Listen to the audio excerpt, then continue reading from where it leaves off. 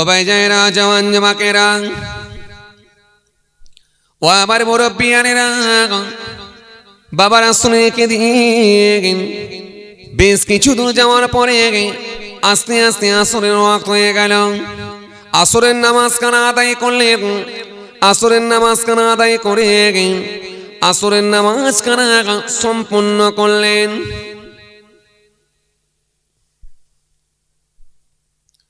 ও যুবকেরা, হে আমার মুরব্বিয়ানেরা, বাবারা শুনে কে দিয়ে আসরের নামাজ কানা আদায় করেন। ওই কাফেলার মানুষগুলো নিজের মতো বলা বলি করতে লাগলেন, আলোচনা করতে লাগলেন। এটা হলো খুব সুন্দর জায়গা, এটা হলো খোলা ফাঁকা একটা জায়গা পেয়েছি। আজকে রাতটা আমরা এখানে যাপন করব, রাতটা আমরা এখানে কাটিয়ে দেব। যে যার মতো তাবু খাটাও, যে যার মতো তাবু খাটাও। তাবু খাটিয়ে ফেলো, রাতটা আমরা এখানে কাটাবো, রাত যাপনটা এখানে করব, রাতটা এখানে কাটিয়ে দেবো। ও হে যুবকেরা, হে আমার মুরব্বিয়ানেরা, বাবারা শুনে রেখে দিয়ে ওই আসরের নামাজ খানা আদায় করার পর ওই কাফেলার মানুষগুলো বসে বসে বসে যে যার মতো টুকটাক খাবার খেতে লাগলেন। ধার্মিক আল্লাহওয়ালা মানুষটি ওই ইমানদার মানুষটি ওই আল্লাহওয়ালা ব্যক্তিটির মনে পড়ে গেল সেই খাজুরের প্যাকেটটা আমার একমাত্র কন্যা আমাকে দিয়েছিলেন, ওটা আমার ব্যাগের মধ্যে লাগেজের মধ্যে আছে। এই সময়টা একটা ভালো টাইম পেয়েছি, অন্তত গোটা কোতে খাজুরকে ক্ষুধার যন্ত্রণা নিবারণ করব। ধার্মিক আল্লাহওয়ালা মানুষটি, ধার্মিক আল্লাহওয়ালা মানুষটি থাকতে না পেরে ওই খাজুরের প্যাকেট কানা বের করলেন। খাজুরের প্যাকেট কানা বের করে খোলা ফাঁকা একটা জায়গায় গিয়ে বসে বসে বসে বসে খাজুর খেতে শুরু করলেন। খাজুর খাচ্ছেন, ওই খাজুরটাকে ছাড়াচ্ছেন, দানাগুলো এক জায়গায় জমা করছেন আর খাজুর খেতে লেগেছেন, খাজুর খাচ্ছেন। হঠাৎ করে দেখা যায় দানাগুলো যে জায়গায় রাখছিলেন, দানা একটা ছিটকে গিয়ে পাশে একটা কূপ ছিল, কুয়া ছিল, কুয়ার মধ্যে পড়ে গেল। যখনই কূপের মধ্যে পড়ে গেল, ধার্মিক লোকটি মনে মনে ভাবলেন তাহলে নিশ্চিত ভাবে পাশে একটা কূপ আছে, কুয়া আছে। অজানা অচেনা জায়গার সামনে একটা কূপ, কুয়া। আওয়াজ দিয়ে পড়েন ও আলা আলি সাইয়্যিদানা মাওলানা মুহাম্মদ। খাজুর মনে আছে আপনাদের? কূপের মধ্যে পড়ে গেল, মনে আছে? কূপ আপনাদের এখানে আছে? কুয়া নেই? টিউবওয়েল আছে? টিউবওয়েল, টিউবওয়েল আছে। এখন আবার সে টিউবওয়েল তো চলে গেছে, সব সাবমার্সিবল কল হয়ে গেছে। কি বলেন আপনারা? উফ, মোটরের পানি কি ঠান্ডা! বরং টিউবওয়েলে পানি নিলে আপনি শান্তি। আল্লাহ আপনাকে শীতকালে গরম পানি দেয় আর গরমকালে ঠান্ডা পানি দেয়, এটা আল্লাহর দয়া। আগেকার দিনে কূপ ছিল, কুয়া, কুয়া। এখনো যদি অচেনা জায়গায়, অজানা জায়গায় যদি কেউ কূপ দেখতে পায়, ওই কূপটা দেখতে খুব আগ্রহী হয়ে যায় মানুষ। কতটা গভীর আছে, এর গভীরতা কতটা, কতটা পানি আছে, দেখতে মানুষের খুব আগ্রহ জন্মে যায়।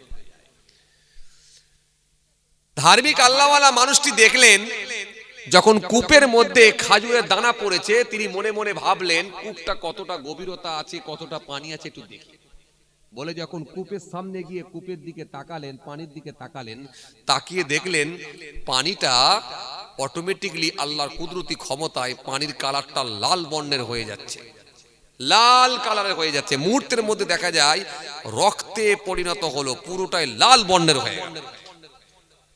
ধার্মিক লোকটি একটু চিন্তিত হয়ে পড়লেন, আল্লাহওয়ালা লোকটি একটু টেনশনের মধ্যে পড়লেন যে এরকম লাল কালারের হয়ে গেল কেন, কি ব্যাপার। মনে মনে ভাবলেন সময়টা ঠিক এরকম একটা টাইম, আসরের নামাজের পরে, মানে সূর্য অস্ত যাচ্ছে, সূর্য ডুবে যাচ্ছে, এরকম একটা টাইম। তার মানে মনে হচ্ছে সূর্যের কালারটা লাল বর্ণের হয়ে যাওয়ার কারণে এই সূর্যের ছবিটা হয়তো কূপের উপরে পড়ছে, রিফ্লেক্স হচ্ছে, কূপের মধ্যে পড়ছে, যার কারণে হয়তো লাল কালারের মনে হচ্ছে। এই কথা মনে করে তিনি এটাকে আর অত গুরুত্ব না দিয়ে চলে গেলেন কাফেলার মানুষগুলোর কাছে। ওই কি বলে ওই তাঁবুর মধ্যে চলে গেলেন। তাঁবুর মধ্যে গিয়ে আস্তে আস্তে মাগরিবের ওয়াক্ত হলো, মাগরিবের নামাজ আদায় করলেন। মনে আছে আপনাদের? মাগরিবের নামাজ আদায় করলেন। মাগরিবের নামাজ আদায় করে মাগরিবের নামাজ পড়ে নিয়ে ওই কাফেলার মানুষগুলো আস্তে আস্তে এশার নামাজের জন্য অপেক্ষা করতে থাকলেন। এশার নামাজ খানা যখন আদায় হয়ে গেল, এশার নামাজ খানা পড়ে নিয়ে ওই কাফেলার মানুষগুলো, ওই ধার্মিক আল্লাহর মানুষগুলো যে যার মতো শুকনো খাবার খেয়ে ওই তাঁবুর মধ্যে গিয়ে শয়ন করলেন, শুয়ে পড়লেন। কিন্তু ধার্মিক আল্লাহওয়ালা মানুষটি তিনি মনে মনে ভাবলেন, রাতটার বেকার শুধু শুধু ঘুমিয়ে কাটিয়ে দেব না, অন্তত আমার মালিককে একটু স্মরণ করব, রাতে একটু আল্লাহ আল্লাহ করে জিকির করব, তাসবিহ পড়ব। ধার্মিক আল্লাহওয়ালা মানুষটি দূরে চলে গেলেন। দূরে গিয়ে খোলা ফাঁকা জায়গায় গিয়ে বসে বসে আল্লাহ আল্লাহ নামে তাসবিহ পড়তে লেগেছেন, জিকির করতে লেগেছেন, আল্লাহকে স্মরণ করছেন। আল্লাহর ওয়াদা, যে বান্দা আমাকে স্মরণ করবে আমি আল্লাহ কথা দিচ্ছি আমিও তাকে স্মরণ করব। ফাজকুরুনি আযকুরুকুম, বান্দা আমাকে স্মরণ করো, ডাকো, আমি আল্লাহ কথা দিচ্ছি আমিও তোমাদের স্মরণ করব। আল্লাহ সুন্দর করে বললেন, ওয়াস্তাঈনু বিস-সাবরি ওয়াস-সালাহ, বান্দা তোমরা ধৈর্য ও সবর ও সালাত নামাজের মাধ্যমে আমার দরবারে দোয়া চাও, আমি আল্লাহ কথা দিচ্ছি তোমাদের দরখাস্তকে কবুল করে নেব। ধার্মিক আল্লাহওয়ালা মানুষটি বসে বসে জিকির করতে লেগেছেন, আল্লাহকে ডাকতে শুরু করেছেন। বেশ অনেকটাই টাইম গড়িয়ে গেল। হঠাৎ করে ধার্মিক লোকটি দেখতে পান শত শত মানুষ, হাজার হাজার মানুষের জমায়েত হলো। বহু মানুষ এসে এক জায়গায় জমায়েত হয়ে গেল, গোটা মাঠটা মানুষের সমাগম হয়ে গেল। ধার্মিক আল্লাহওয়ালা মানুষটি হতভম্ব হয়ে গেলেন, এখানে তো এত মানুষ ছিল না, এত মানুষ কোথা থেকে এলো, এত মানুষের সমাগম কিভাবে হলো? তিনি একটু অবাক হয়ে গেলেন। মুহূর্তের মধ্যে দেখা যায় একটা লাশ খাটিয়া করে নিয়ে আসা হচ্ছে। সামনে দুইজন আছে, পেছনে দুইজন আছে, চারজনা মিলে একটা খাটিয়া করে লাশ নিয়ে এসেছেন। লাশটা নিয়ে এসে ওই সামনে রেখেছেন। বহু মানুষ কাতার দিয়ে দাঁড়িয়ে গেছেন। ধার্মিক আল্লাহওয়ালা মানুষটি মনে মনে ভাবতে লাগলেন, এত মানুষ যখন জানাজার নামাজ পড়তে এসেছে, নিশ্চিতভাবে আমিও জানাজার নামাজটা আদায় করে নিয়ে, কেন রাসূলুল্লাহ শিখিয়েছেন এক মুসলমান আর এক মুসলমানের ওপরে 5টা হক বর্তাবে। এক নম্বরে কি রদ্দুস সালাম, দ্বিতীয় নম্বরে কি ওয়াইআদাতুল বারিস, 3 নম্বরে হলো ইত্তিবাউল জানাইজ, 4 নম্বরে হলো ইযা বাতুদ দাওয়াত, 5 নম্বরে হলো তাসমিতুল আতিস। ধার্মিক আল্লাহওয়ালা মানুষটি জানাজার নামাজ পড়ার মনস্থির করলেন। জানাজার নামাজ পড়ার জন্য ওই কাফেলার মানুষগুলো থেকে তিনি আলাদা ছিলেন, আর আলাদাই চলে গেলেন ওই ভিড়ের ভেতরে। বহু মানুষের সমাগম, বহু মানুষের জামায়েত, জানাজার নামাজ হবে। কেননা আমার রাসূলুল্লাহ জানিয়েছেন জানাজার নামাজ পড়ো। কেন জানাজার নামাজ যদি আদায় করা হয় আল্লাহ এত খুশি হয়ে যায়, 1 রাত পরিমাণ সওয়াবের আল্লাহ হকদার করে দেয়। 1 রাত পরিমাণ সওয়াবের হকদার মানে উহুদ পাহাড় সমান সওয়াব। উহুদ পাহাড় সমান সওয়াব, মানে উহুদ পাহাড়টা হলো বিশাল পাহাড়। এজন্য আরবের জমিনে ও বাবাজি আমার ভাইরা, মক্কা শরীফে যারা হজে গেছেন, মদিনা শরীফে গেছেন, নিজে চোখে দেখে এসেছেন উহুদ পাহাড় আজও আছে। উহুদ পাহাড় পৃথিবীর সর্বপ্রথম যে পাহাড়টা ছিল সেটা হলো জাবালে আবু কুবাইস, সেই পাহাড়টাও আছে মক্কার জমিনে। চলুন আমি আর ওইদিকে যাচ্ছি না, এত সওয়াব আল্লাহ দেবেন। ধার্মিক লোকটি মনে মনে ভাবলেন জানাজার নামাজখানা আদায় করে নেব, জানাজার নামাজটা না পড়ে যাব না। জানাজার নামাজটা পড়বো, জানাজার নামাজটা না পড়ে যাব না।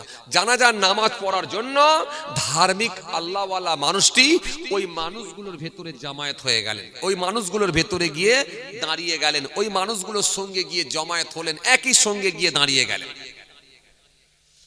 জানাজার নামাজ হবে, হঠাৎ করে দেখা যায় ওই লাশের সামনে এক ব্যক্তি গিয়ে দাঁড়িয়ে গেলেন। দাঁড়িয়ে গিয়ে বললেন আমার এই ছোট সন্তানটা, আমার এই সন্তানটা, আমার এই বাচ্চাটা, আমার এই সন্তানটা কূপের মধ্যে ছিল, কূপের মধ্যে তার মায়ের সঙ্গে ছিল, কূপের মধ্যে খেলা করছিল, কিন্তু এক মানব সন্তান খাজুরের আটি নিক্ষেপ করে, খাজুরের বীজ নিক্ষেপ করে আমার এই সন্তানটাকে হত্যা করে দিয়েছে, এর প্রতিশোধ আমি নেব। আপনারা মাঝে মাঝে বলেন না, এরকম হয় না? জানা যায় যখন খাটিয়া থাকে, খাটিয়ার সামনে কেউ একজন দাঁড়িয়ে বলে না, ওই পরিবারের কেউ, আমার আব্বা যান বা আমার দাদু যান বা আমার নানা যান, যদি কারো মনে দুঃখ ব্যথা কষ্ট দিয়ে থাকে আল্লাহ আস্তে মাফ করবেন, আর কোনো যদি ঋণ টিন করে থাকে আমাদেরকে বলবেন, আমরা পরিশোধ করে দেবো, বলে কি বলে না? তো এই মানুষটি, এই ব্যক্তিটি সামনে গিয়ে বলছে আমার এই বাচ্চাটাকে এক আদম সন্তান হত্যা করেছে খেজুরের আটি, খেজুরের বীজ নিক্ষেপ করে, আর এর প্রতিশোধ আমি নেব। যেই এই কথা বলেছে, ধার্মিক আল্লাহওয়ালা লোকটি ভয় পেয়ে গেলেন, থরথর করে কাঁপতে লেগে গেলেন। মনে মনে ভাবলেন তাহলে এই কথা কি আমাকে ইন্ডিকেট করা হচ্ছে? মনে মনে ভাবলেন বাচ্চা ছেলে কূপের মধ্যে থাকবে কেন? বাচ্চা ছেলে তো মাঠেতে খেলা করবে। আপনাদের এখানে বাচ্চারা কোথা, মাঠে খেলে না কূপে খেলে? কুয়ার ভেতরে থাকে না, বাচ্চা ছেলে মাঠের উপরে থাকে, মাঠে খেলা করে তো, কুয়ায় থাকবে, কোথা থাকবে? মাঠে খেলা করবে, তো কূপের মধ্যে কেন থাকবে? মনে মনে ভাবলেন যা হয় হবে, এসেছি যখন জানাজাটা পড়ি, তারপরে দেখা যাবে কি হয়। জানাজার নামাজ পড়বেন বলে রেডি হয়ে গেছেন। মানুষগুলো সব একসঙ্গে দাঁড়িয়ে জানাজার নামাজখানা আদায় করলেন। জানাজার নামাজখানা আদায় হয়ে যাওয়ার পরে ওই মানুষগুলো সব জানাজার নামাজ পড়ে কোথায় গায়েব হয়ে গেলেন, অদৃশ্য হয়ে গেলেন। জানাজার নামাজ পড়ে যখন অদৃশ্য হয়ে গেলেন, গায়েব হয়ে গেলেন, কোথায় চলে গেলেন? খালি রয়ে গেল ওই খাটিয়ায় বাচ্চাটার লাশ। আর একজন আর রয়ে গেলেন, তিনি কে? যিনি বলেছিলেন আমার এই বাচ্চাটাকে কূপের মধ্যে খাজুরের আটি নিক্ষেপ করে হত্যা করা হয়েছে, তিনি দাঁড়িয়ে আছেন। আর একজন দাঁড়িয়ে আছেন, তিনি আর অন্য কেউ নয়, তিনি হলেন ওই ধার্মিক আল্লাহওয়ালা মানুষটি, যার খাজুরের আটি নিক্ষেপ হয়ে যাওয়ার কারণে ওই বাচ্চাটা কূপের মধ্যে মারা গিয়েছিল। ওই ধার্মিক মানুষটি দাঁড়িয়ে আছেন। তার মানে আছে কজন? তিনজন। জ্যান্ত ব্যক্তি কজন? দুজন, আর একটা হলো মৃত বাচ্চা, মোট তিনজন। এই তিনজন আছেন, কিন্তু ওই ধার্মিক আল্লাহওয়ালা মানুষটি দাঁড়িয়ে আছেন। হঠাৎ করে দেখা যায় যিনি বলেছিলেন আমার বাচ্চাটাকে হত্যা করা হয়েছে, তিনি একটু আগিয়ে গেলেন। আগিয়ে গিয়ে ধার্মিক মানুষটিকে বললেন তুমি কি ধার্মিক? ও আদম সন্তান, ও মানব সন্তান, তুমি কি আমার বাচ্চাটাকে হত্যা করেছো খেজুরের আটি নিক্ষেপ করে? সত্যি করে বলো। আমার এই বাচ্চাকে যদি হত্যা করে থাকো তাহলে এর প্রতিশোধ কিন্তু আমি নেব। খাজুরের আটি ছুঁড়ে যে হত্যা করেছো তুমি, সত্যি করে বলো। ধার্মিক আল্লাহওয়ালা লোকটি ভয় পেয়ে গেলেন। তিনি ভয়ে ভয়ে বলতে লাগলেন, শোনো, আমার হাত থেকে একটা খাজুরের আঁটি কূপের মধ্যে পড়ে গিয়েছিল ঠিকই, কিন্তু আমি তো আপনার বাচ্চাকে হত্যা করি না, আর আপনার বাচ্চা ওই কূপের মধ্যে ছিল, এটাও তো আমি জানতাম না। ওই ব্যক্তিটি সেই সময় বলেছিলেন, ও ধার্মিক, ও আদম সন্তান, শোনো, আমার বাচ্চা কূপের ভেতরে ছিল, তুমি জানতে পারবে না, কারণ আমি তো দুনিয়ার কোনো মানুষ না, আমি হলাম জিন। আর এই বাচ্চাটাও ছিল জিনের বাচ্চা। জিনের বাচ্চা কূপের মধ্যে থাকা স্বাভাবিক। জিনের বাচ্চা কূপের মধ্যে থাকা স্বাভাবিক। তুমি জেনে বুঝে কেন খেজুরের আটিটা কেন ফেলতে গেলে বলো, এর প্রতিশোধ আমি নেব। ধার্মিক আল্লাহওয়ালা ব্যক্তিটি সেই সময় বলেছিলেন, শোনান, আমি তো ইচ্ছাকৃতভাবে পেলি না, ভুলবশত পড়ে গেছে। যদি পড়ে যাওয়ার কারণে আপনার বাচ্চাটা যদি হত্যা হয়ে থাকে, আল্লাহর রাস্তায় আমাকে মাফ করুন, আল্লাহর রাস্তায় আমাকে ক্ষমা করুন। ওই জিনটি সেই সময় বলেছিলেন, শুনুন, ক্ষমা করার তো কোনো প্রশ্নই আসে না, এখনই আমি তোমাকে হত্যা করব, এখনই আমি তোমাকে হত্যা করে প্রতিশোধ নেব। কেন জিনের বাচ্চাকে তুমি হত্যা করেছো কূপের মধ্যে, তুমি কি জানো এখানে যারা জানাজার নামাজ পড়ছিল এরাও ছিল জিন। এজন্য জিন যে কোনো আকৃতি ধারণ করতে পারে। কখনো জিন ইচ্ছা করলে সাপ হয়ে যেতে পারে, কখনো বিড়াল হয়ে যেতে পারে, কখনো পেঁচা হয়ে যেতে পারে, কখনো আবার কুকুর হয়ে যেতে পারে, যে কোনো আকৃতি ধারণ করতে পারে। এজন্য জিনকে অস্বীকার করার কোনো জায়গা নাই। জিনকে যদি অস্বীকার করে সে ব্যক্তিটা কাফের হয়ে যাবে, কাফের। কেননা আমার আল্লাহ কোরআনের মধ্যে বলেছেন, মা খলাকতুল জিন্না ওয়াল ইনসা ইল্লা লিয়াবুদুন। মনুষ্য জাতি জিন জাতিকে বেকার বানাই না, কেবলমাত্র আমার উপাসনা, আমার আরাধনা করার জন্য বানিয়েছি। এজন্য সূরা আল্লাহ একটা দিয়েছেন, সেটা হলো সূরা জিন। এজন্য জিনকে অস্বীকার করা মানে কোরআনকে অস্বীকার করা, আর জিনকে অবিশ্বাস করা মানে কোরআনকে অবিশ্বাস করা, তার মানে সে কাফের হয়ে যাবে। আপনি যদি বলেন ভূত না গাই, এটা আপনার সঙ্গে আমিও মেনে নিতে পারি, কেন সেরকম কোরআন হাদিস থেকে কোনো তথ্য নাই। আপনি যদি বলেন পেতনি না গাই, এটা আপনার সঙ্গে আমিও মেনে নিতে পারি না গাই, কিন্তু জিন আছে অস্বীকার করার কোনো জায়গা নাই। কিন্তু বাট আমরা দেখতে পাই না বলে অনেকে বিশ্বাস করি না, কিন্তু জিন আছে অবিশ্বাস করার কোনো জায়গা নাই। এজন্য জিনের খাবারও আছে। জিনের খাবার কি আপনারা কোনোদিন দেখেছেন? খাবার দেখেছেন? জিনের খাবার দেখেননি। জিন কোনোদিন দেখেছেন? তাও দেখেননি। আপনাদের প্রত্যেকের কাছে একটা করে জিন আছে, তাকে কোনোদিন দেখেছেন? তাও দেখেননি। জিন কোন কারণে বাড়িতে আসে জানেন? জিন কয়েকটা কারণে বাড়িতে আসে, আপনারা জানেননি। আচ্ছা, রাতের বেলা কোনোদিন দেখেছেন গাড়ি যাচ্ছে, গাড়ির পিছনে দেখবেন কুকুরও ধাওয়া করে, কুকুরও দৌড়াচ্ছে। অনেক সময় দেখবেন মোটরসাইকেল নিয়ে যায়, মোটরসাইকেলের পিছনে ধাওয়া করে, মোটরসাইকেলের পিছনে দৌড়ায় কুকুর। অনেক সময় দেখবেন যখন আজান দেয় কুকুরও চিৎকার করে, কথা বলে না, কুকুর ঘেউ ঘেউ করে কি করে না। মসজিদে যখন আজান হয় কুকুরও চিৎকার দেয়, কথা ঠিক কি না? ওরা কি দেখে জানেন? জিনের খাবার জানেন না। কি বিপদে পড়েছি, এরা ভাবছে সব গল্প বলছে। গল্প নয় গো ভাই, জিজ্ঞেস করে দেখো, জেন ধরা রোগী মাঝে মাঝে কেউ না কেউ দেখেছে। জেন যাকে ধরে সেই বোঝে, গল্প নয়। জিন কয়েকটা খাবার পছন্দ করে, আপনার বাড়িতে আছে, বলে দিচ্ছি, ঘরে যে ভালো করে রেডি করে রেখে দেবে। বলে দেবো?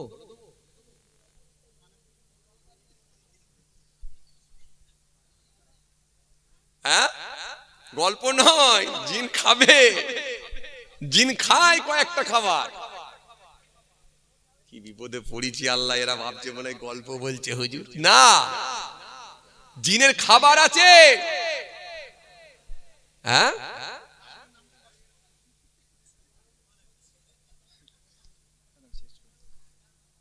ও আল্লাহ, একটা পার হয়ে গেছে তো, থাক, আবার জিন নিয়ে অন্য সময় হবে। এখন থাক, অন্যদিনে হবে। এখন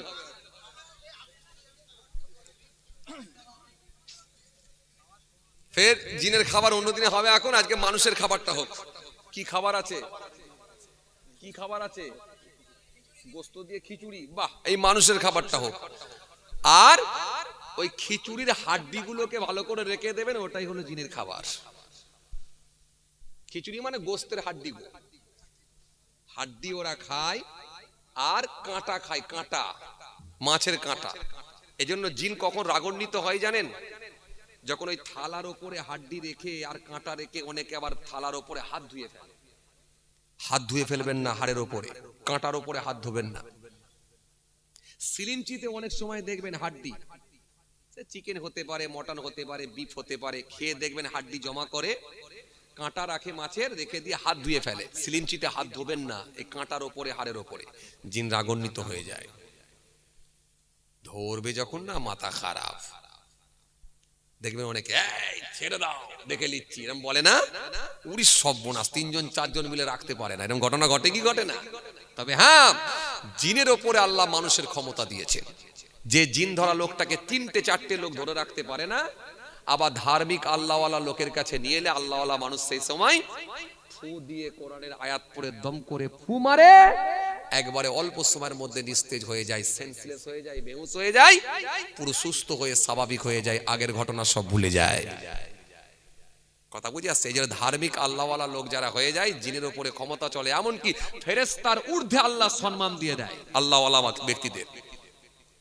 চলেন, এই কুকুর কেন চিল্লায়, চিৎকার করে, আর গাড়ির পেছনে কেন দৌড়ায় কুকুর, মাঝে মাঝে দেখবেন। এটা আবার অন্যদিনে হবে। এখন এই ঘটনা, এই কাহিনী জিন নিয়ে বলতে গেলে আবার একটু সময় লেগে যাবে। যাক, আর সময় হয় না, ফরজের হয়ে যাক। ওরে সর্বনাশ। এই মোহাব্বতে দরুদ শরীফ, আল্লাহুম্মা সাল্লি আলা, আওয়াজ দিয়ে পড়েন, ওয়া আলা আলি সাইয়্যিদিনা মাওলানা মুহাম্মদ সাল্লাল্লাহু আলাইহি ওয়াসাল্লাম। রাত কি কেটে যাবে ঘুমিয়ে ওয়ালো সে, রাত কি কেটে যাবে ঘুমিয়ে ওয়ালো সে, তুমি কি জানবে না তোমার নিজেকে, প্রভুকে, প্রভুকে, প্রভুকে, প্রভুকে। আল্লাহুম্মা সাল্লি আলা। বসো না বাবাজি, দাঁড়িয়ে কেন গো? জায়গা নেই? একটা তিরপল বিছান না। আর কষ্ট দিয়ে কাউকে তুলবনি, থাক, বসে আছে থাক। এই ভিতরে ঢুকে পড়ো, এই ভিতরে ঢুকে পড়ো, নাহলে পেছনে বসে পড়ো। একটা নাহলে তিরপল দেন, রাস্তায় একটা তিরপল দিয়ে দেন। মহব্বতে পড়েন না, আল্লাহুম্মা, এই তো দোয়া হয়ে যাবে, জোরে জোরে পড়েন, সাইয়্যিদিনা মাওলানা মুহাম্মদ। আওয়াজ দিয়ে পড়েন, ওয়া আলা আলি সাইয়্যিদিনা মাওলানা মুহাম্মদ সাল্লাল্লাহু আলাইহি ওয়াসাল্লাম। তুমি কি কাঁদবে না ওয়াসফিলে, তুমি কি বলবে না দুহাত তুলে, তুমি কি কাঁদবে না অঝোর পেলে, প্রভুর কাছে, প্রভুর কাছে। রাত কি কেটে যাবে ঘুমিয়ে ওয়ালো সে,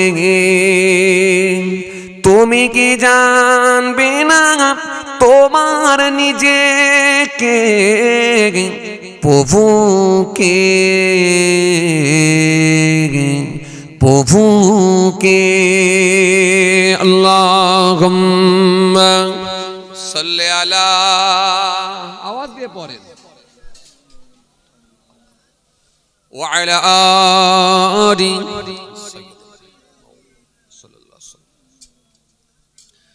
তুমি কি কাঁদবে না ও সুফেলে তুমি কি বলবে না দুহাত তুলে তুমি কি চাইবে না প্রভুর কাছে হৃদয় ঢেলে হৃদয় ঢেলে রাত কি কেটে যাবে ঘুমিয়ে আলোসে তুমি কি জানবে না তোমার নিজেকে প্রভুকে প্রভুকে প্রভুকে প্রভুকে আল্লাহুম্মা সাল্লি আলা মাওলানা মুহাম্মদ। করার আগে ওরা বন্ধ করে দেয়, একটা সিস্টেমেটিক চলে, কিন্তু নতুন ইউটিউবাররা গিয়ে লাইভ দিয়ে দিচ্ছে, উল্টো পাল্টা থাম্বনেল দিয়ে দিচ্ছে, নেতার ছবি লাগিয়ে দিচ্ছে। আমি একটু হয়তো জুলুম নিয়ে আলোচনা করছি, নেতার ছবি লাগিয়ে দিল, দিয়ে থাম্বনেল দিয়ে দিল, দিয়ে বাঁশ টাঁস দিয়ে কারো কপাল ফাটিয়ে দিয়ে ছবি ফবি দিয়ে দিল, বাস লোকে দেখলি মনে করছে কি এমন হলো রে বাবা। আমি তো ওরকম কাউকে না, কাউকে আমি ইন্ডিকেট করে ওয়াচ করি না। আমি যেটা বলি আল্লাহ আল্লাহ রসুলের কথা বলি, কোরআন হাদিস থেকে আলোচনা করি, আপনারা জানেন। তো যাক, যে কথা বুঝাতে চাইছিলাম খেয়াল করেন, কেউ লাইভ দেবেন না যেন, খেয়াল করেন কি বলছিলাম। আল্লাযীনা ইউমিনুনা বিল গায়বি ওয়া ইউকিমুনাস সালাহ ওয়া মিম্মা রাযাকনাহুম ইউনফিকুন। আল্লাহ সুন্দর করে বললেন, তারা গায়েবের উপরে বিশ্বাস করবে আর তারা 5 ওয়াক্তের নামাজ আদায় করবে, তারা সালাত আদায় করবে, আর আমি তাদেরকে যা রিজিক দিয়েছি তা থেকে আমি আল্লাহ রাস্তায় দান করবে। এগুলো হলো তাদের আলামত। কিন্তু আমাদের সমাজে কিছু দাড়িওয়ালা আছে দেখবেন, কিছু নামাজিও আছে দেখবেন, কিছু হাজী সাহেব আছে দেখবেন, এরা দেখবেন দান দিতে পছন্দ করে না। মাঝে মাঝে আপনারা মিলিয়ে দেখবেন, গাড়ি নিয়ে যখন রাস্তার উপর দিয়ে যান, সিগন্যালের জ্যামেতে আপনারা আটকে যান। যখন সিগন্যালের জ্যামেতে আটকে যাবেন, ওপর দিকে তাকালে দেখবেন 3খানা বাতি জ্বলে। একটা লাল কালারের বাতি, রেড কালারের বাতি, একটা হলো সবুজ কালারের বাতি, গ্রিন কালারের বাতি, আর একটা হলো ইয়েলো কালারের বাতি, হলুদ কালারের বাতি। 3 কালারের বাতি, 3 রকম বাতি, 3 বাতির 3 রকম কাজ। 3টে কালারে 3 রকম বাতি জ্বলে, 3 বাতি 3 রকম কাজ। লাল কালারের বাতি যখন জ্বলে গেল, গাড়ি দাঁড়িয়ে গেল। সবুজ কালারের বাতি যখন জ্বলে গেল, গাড়ি ছেড়ে দেয়া গেল। আর মাঝখানে একটা হলুদ কালারের বাতি, সেটা যখন জ্বলে যায়, কি বোঝানো হলো?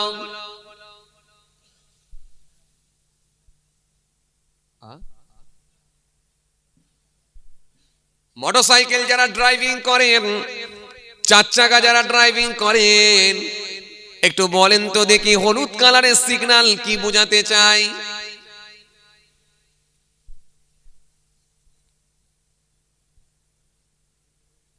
যেতে বলছে ভাই, বলছে যেতে বলছে। কোথা ভাই বলছে যেতে বলছে, হুজুর কোথা যেতে বলছে? ও আচ্ছা, যে রাস্তায় যাবো সেটা যেতে বলছে। হলুদ যেতে বলে না সবুজ যেতে বলে? কে যেতে বলে? সবুজ যেতে বলে। চাচা বলছে সবুজ যেতে বলে। যে সবুজ কালারের বাতি, তার মানে যাও, কিন্তু মাঝখানে হলুদ কালারের বাতি, এটা আপনাকে প্রস্তুতি নিতে বলে। হলুদ যতক্ষণ জ্বলবে প্রিপারেশন নাও, প্রস্তুতি নাও, কি করবে, যাবে না দাঁড়াবে। কেন হলুদের পরে আসবে লাল। লাল মানে আর যাওয়া যাবে, জোরে বলো না। এজন্য লাল যতক্ষণ না জ্বলল, হলুদ জ্বলা মানে আপনি যেতেও পারেন, দাঁড়িয়েও যেতে পারেন, কিন্তু লাল জ্বললে আর যাবে না। এই লাল কালারের বাতিটা আপনাকে দাঁড় করিয়ে দেয়, আর হলুদ কালার আপনাকে প্রস্তুতি নিতে সময় দেয়। পার হতে হলে কিন্তু হলুদের মধ্যেই পার হতে হবে, কিন্তু লাল জ্বলে গেলে আর। ও বেয়াপ, হে তরুণীরা, জওয়ান যুবকেরা, হে আমার মুরব্বিয়ানেরা, বাবারা শুনে রেখে দিয়ে যে কথা আপনাদের বোঝাতে চাইছিলাম, এই হলুদ কালারের বাতি জ্বলে যায়, লাল কালারের বাতি জ্বলে যায়, গ্রিন কালারের বাতি জ্বলে যায়। যখন এই লাল কালারের বাতি জ্বলল, গাড়িটা দাঁড়িয়ে গেল। ওই সময় দেখবেন কিছু অসহায় ব্যক্তি, কিছু গরিব মানুষ, এমন এমন জায়গা আছে দেখবেন ওই অসহায় ব্যক্তিগুলো গাড়ির সামনে চলে আসে। 10টা টাকা দান দাও, 20টা টাকা দান দাও। ওই সময় দেখবেন কিছু গাড়িতে দেখবেন ধনী ব্যক্তিরা বসে থাকে, 10টা টাকা দেবার ভয়ে পার উইন্ডো সুইচটা মেরে কাঁচটা তুলে দেয়। অথচ যে গাড়িটাই চেপে আছে 27 লাখ টাকা দাম, XUV 700।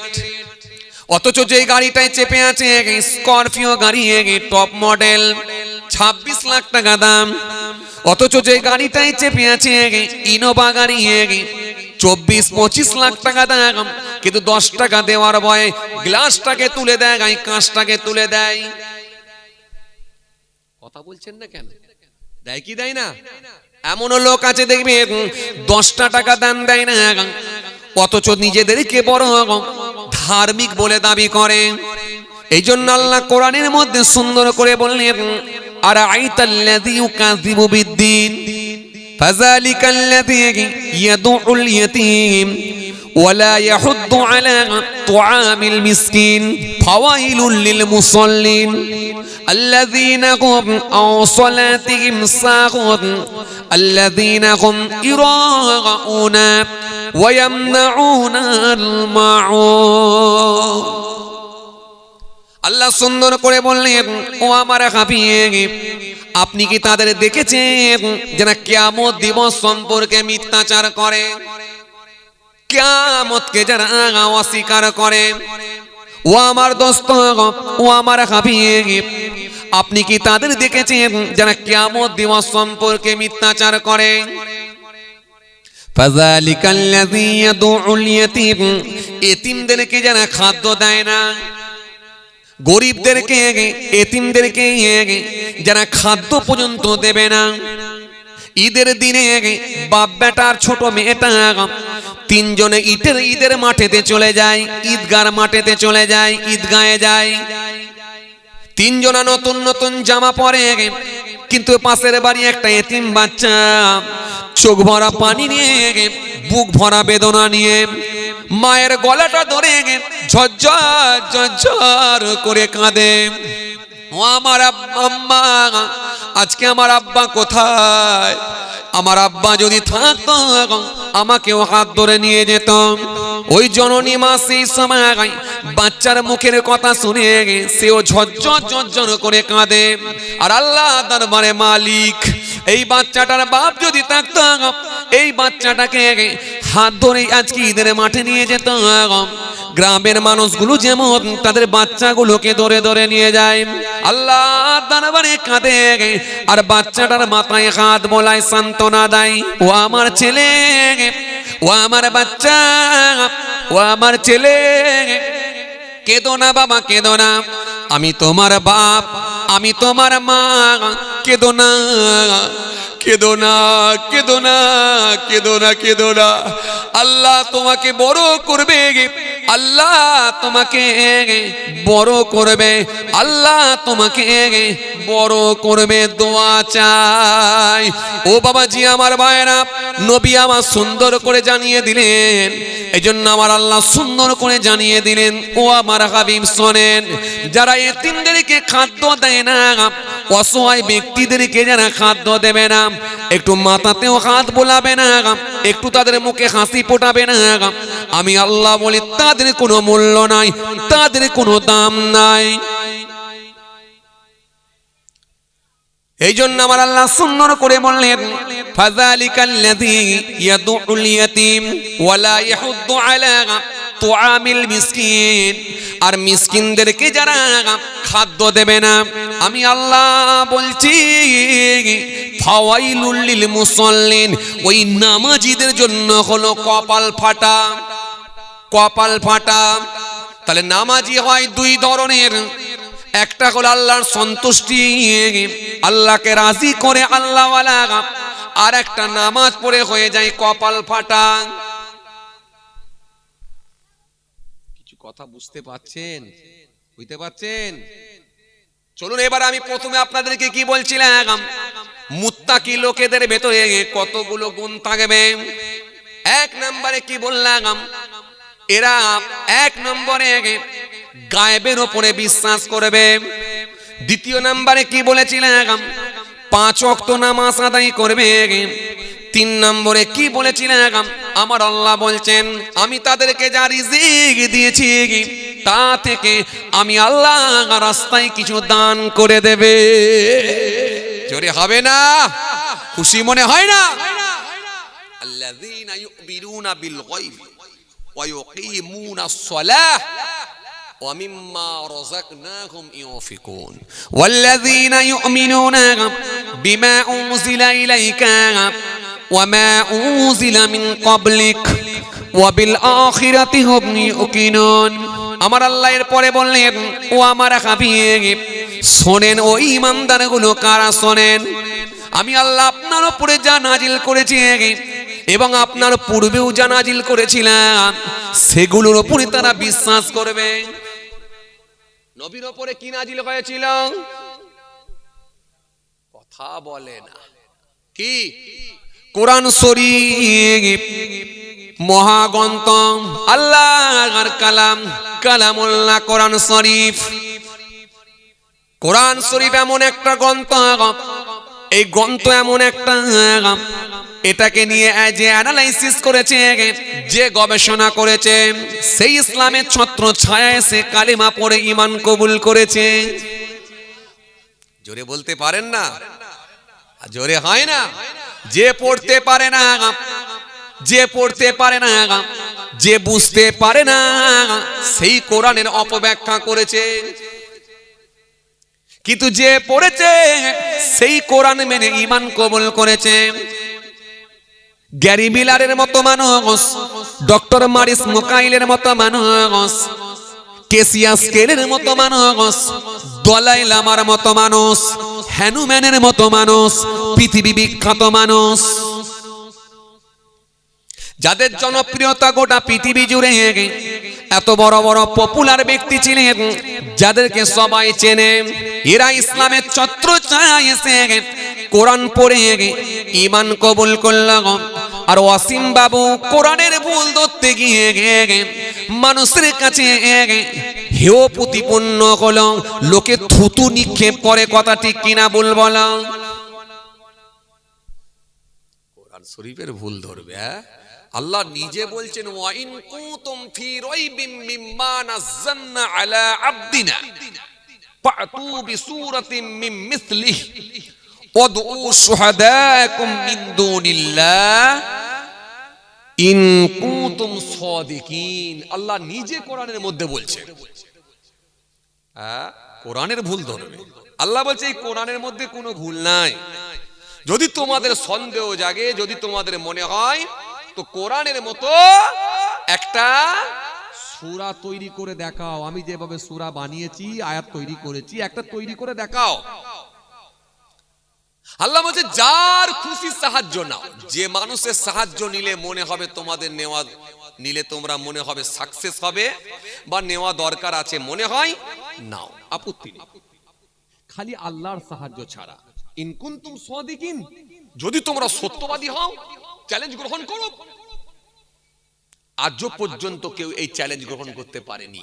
যে চ্যালেঞ্জ গ্রহণ করে এগিয়ে গেছে সেই লোকটাই ঈমান কবুল করেছে। আমার দৃঢ় বিশ্বাস যদি অসীম বাবু ভালো করে একটু কোরআন শরীফ পড়তো এবং যারা জানে এরকম জ্ঞানী মানুষের কাছে গিয়ে যদি কোরআন শরীফ একটু ভালো করে পড়া শিখে নিত, নিয়ে গোটা কোরআন শরীফটা যদি বুঝে দু চারবার পড়তো, আল্লাহ ভালো জানে ঈমানের খুশবু হয়তো তার ভেতরেও চলে আসতো। যাক, চলেন কি বলছিলাম যেন, মুত্তাকিদের ভেতরে কতগুলো গুণ থাকবে বলেছি তো, হ্যাঁ, আল্লাযীনা ইউমিনুনা বিল গায়বি ওয়া ইউকিমুনাস সালাহ ওয়া মিম্মা রাযাকনাহুম ইউনফিকুন ওয়াল্লাযীনা ইউমিনুনা বিমা উনজিলা ইলাইকা ওয়া মা উনজিলা মিন ক্বাবলিক ওয়া বিল আখিরাতি হুম ইউকিনুন।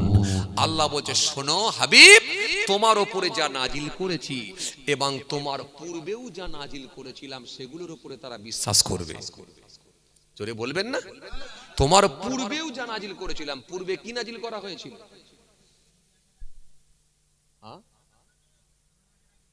হ্যাঁ, কি নাজিল করা হয়েছিল? জোরে বলেন কি?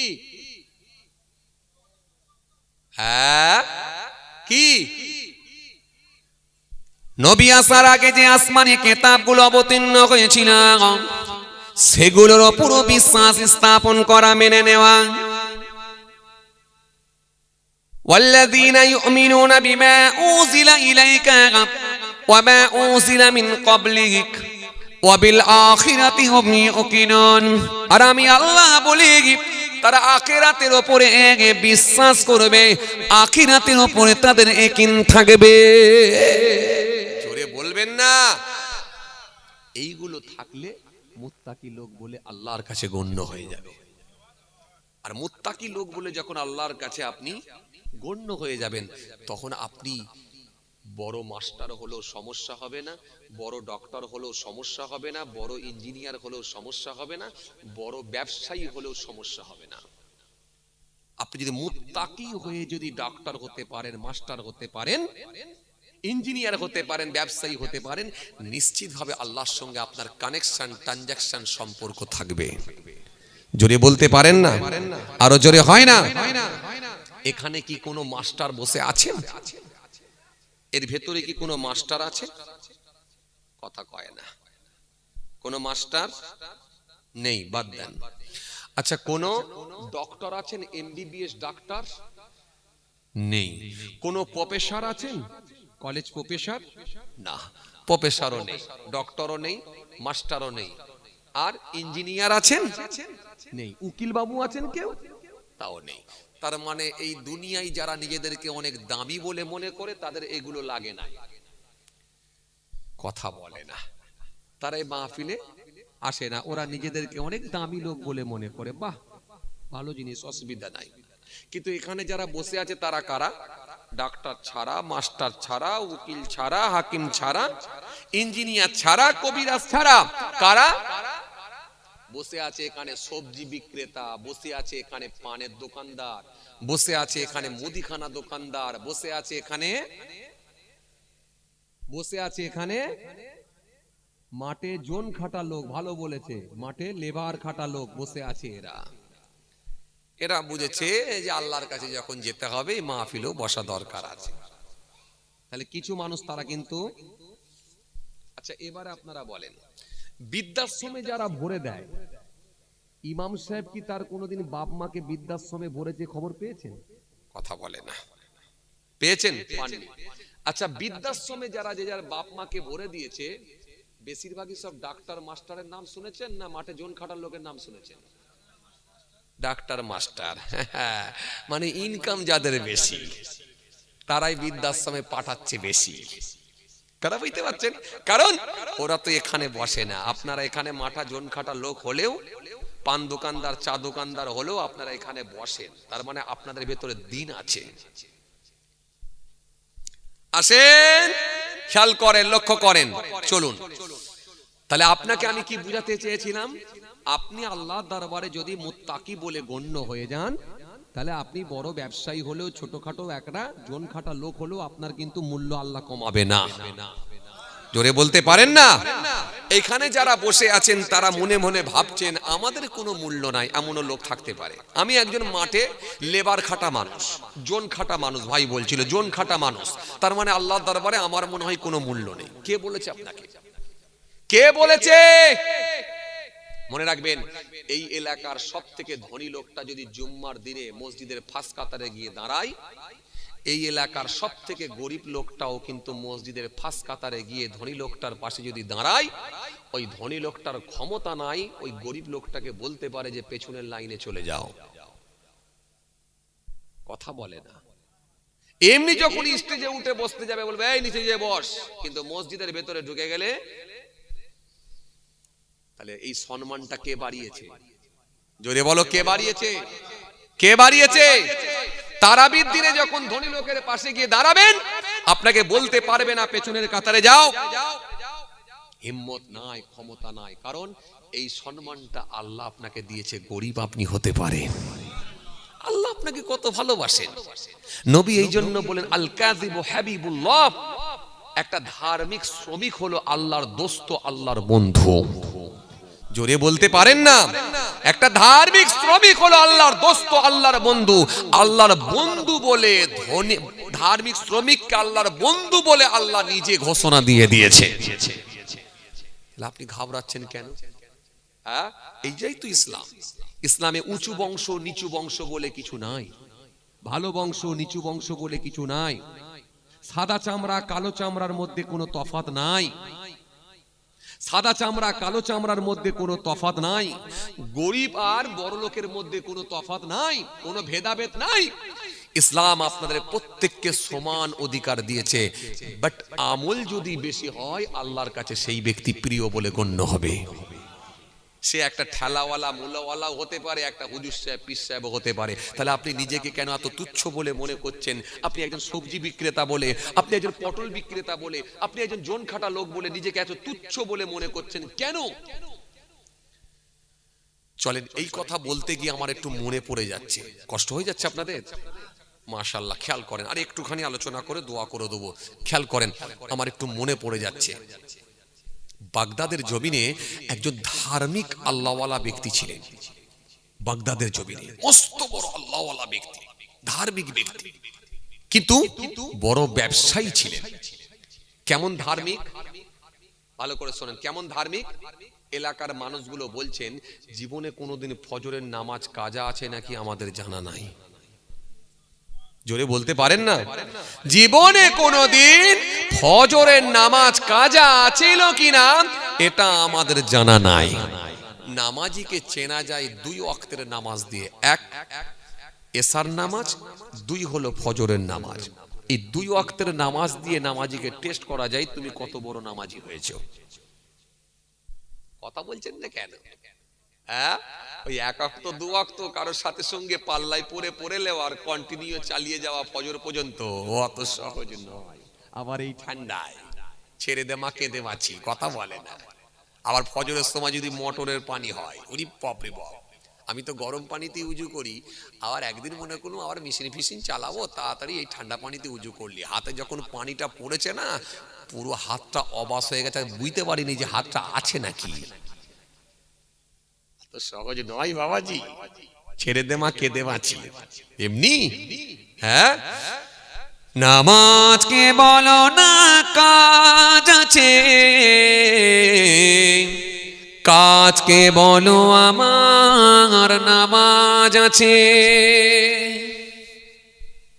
নামাজকে বলো না কাজ আছে, কাজকে বলো আমার নামাজ আছে। জোহর গেল কাজের চাপে, আসর গেল ব্যস্ততাতে, মাগরিব গেল চায়ের দোকানে, এসা গেল খাওয়া দাওয়াতে, ফজর গেল ঘুমের চাপে, কি করে নিজেকে বলো মোমেন আমি নিজে, ফজর গেল ঘুমের চাপে, কি করে নিজেকে বলো ঈমান পাকা যে, বলে নামাজ আমার লাগে না, ঈমান আমার পাকা। এই লোক আছে না? না, পর্দা থাকে মনে, কথা বলে না। কিছু কিছু মানুষ আছে না, বলে না, আরে পর্দা তো মনের পর্দাটা বড় পর্দা, পর্দা আবার করতে হয় নাকি? এই জন্য বলে পর্দা লাগে না, পর্দা থাকে ভিতরে মনে, আর নামাজ লাগে না ঈমান পাকা। তার মানে ভিত ওপরে লাগবে না, ওপরে ঢালাই মারবে। নামাজ লাগে না, ঈমান পাকা। গল্প শুনেছেন ছেলের? আই রে হাই, যে আল্লাহ হেদায়েত দিক, হাই রে হাই, আল্লাহ হেদায়েত দিক। আসেন চলুন, কি কথা বুঝাতে বুঝাতে চলে এলাম যেন বাগদাদের জমিনে। মনে আছে আপনাদের? মস্ত বড় একজন ধার্মিক আল্লাহওয়ালা ব্যক্তি, ফজরের নামাজ কোনোদিন কাজা হয়েছিল কিনা এলাকার মানুষগুলো বলছে আমাদের জানা নাই, জানা নাই। এত বড় ধার্মিক আল্লাহওয়ালা ব্যক্তি ছিলেন। আল্লাহু আকবার, আল্লাহু আকবার। এই ধার্মিক আল্লাহওয়ালা ব্যক্তিটি তিনি একদিন ব্যবসার কাজে এই ধার্মিক আল্লাহওয়ালা ব্যক্তিটি তিনি একদিন সফরে যাওয়ার মনস্থির করেছেন। ব্যবসার কাজে সফরে যাবার মনস্থির করেছেন ব্যবসার কাজে। আপনারাও মাঝে মাঝে ব্যবসার কাজে জানতো না কিনা? কলকাতায় জানতো না, জাননি, মাঝে মাঝে যেতে হয় না?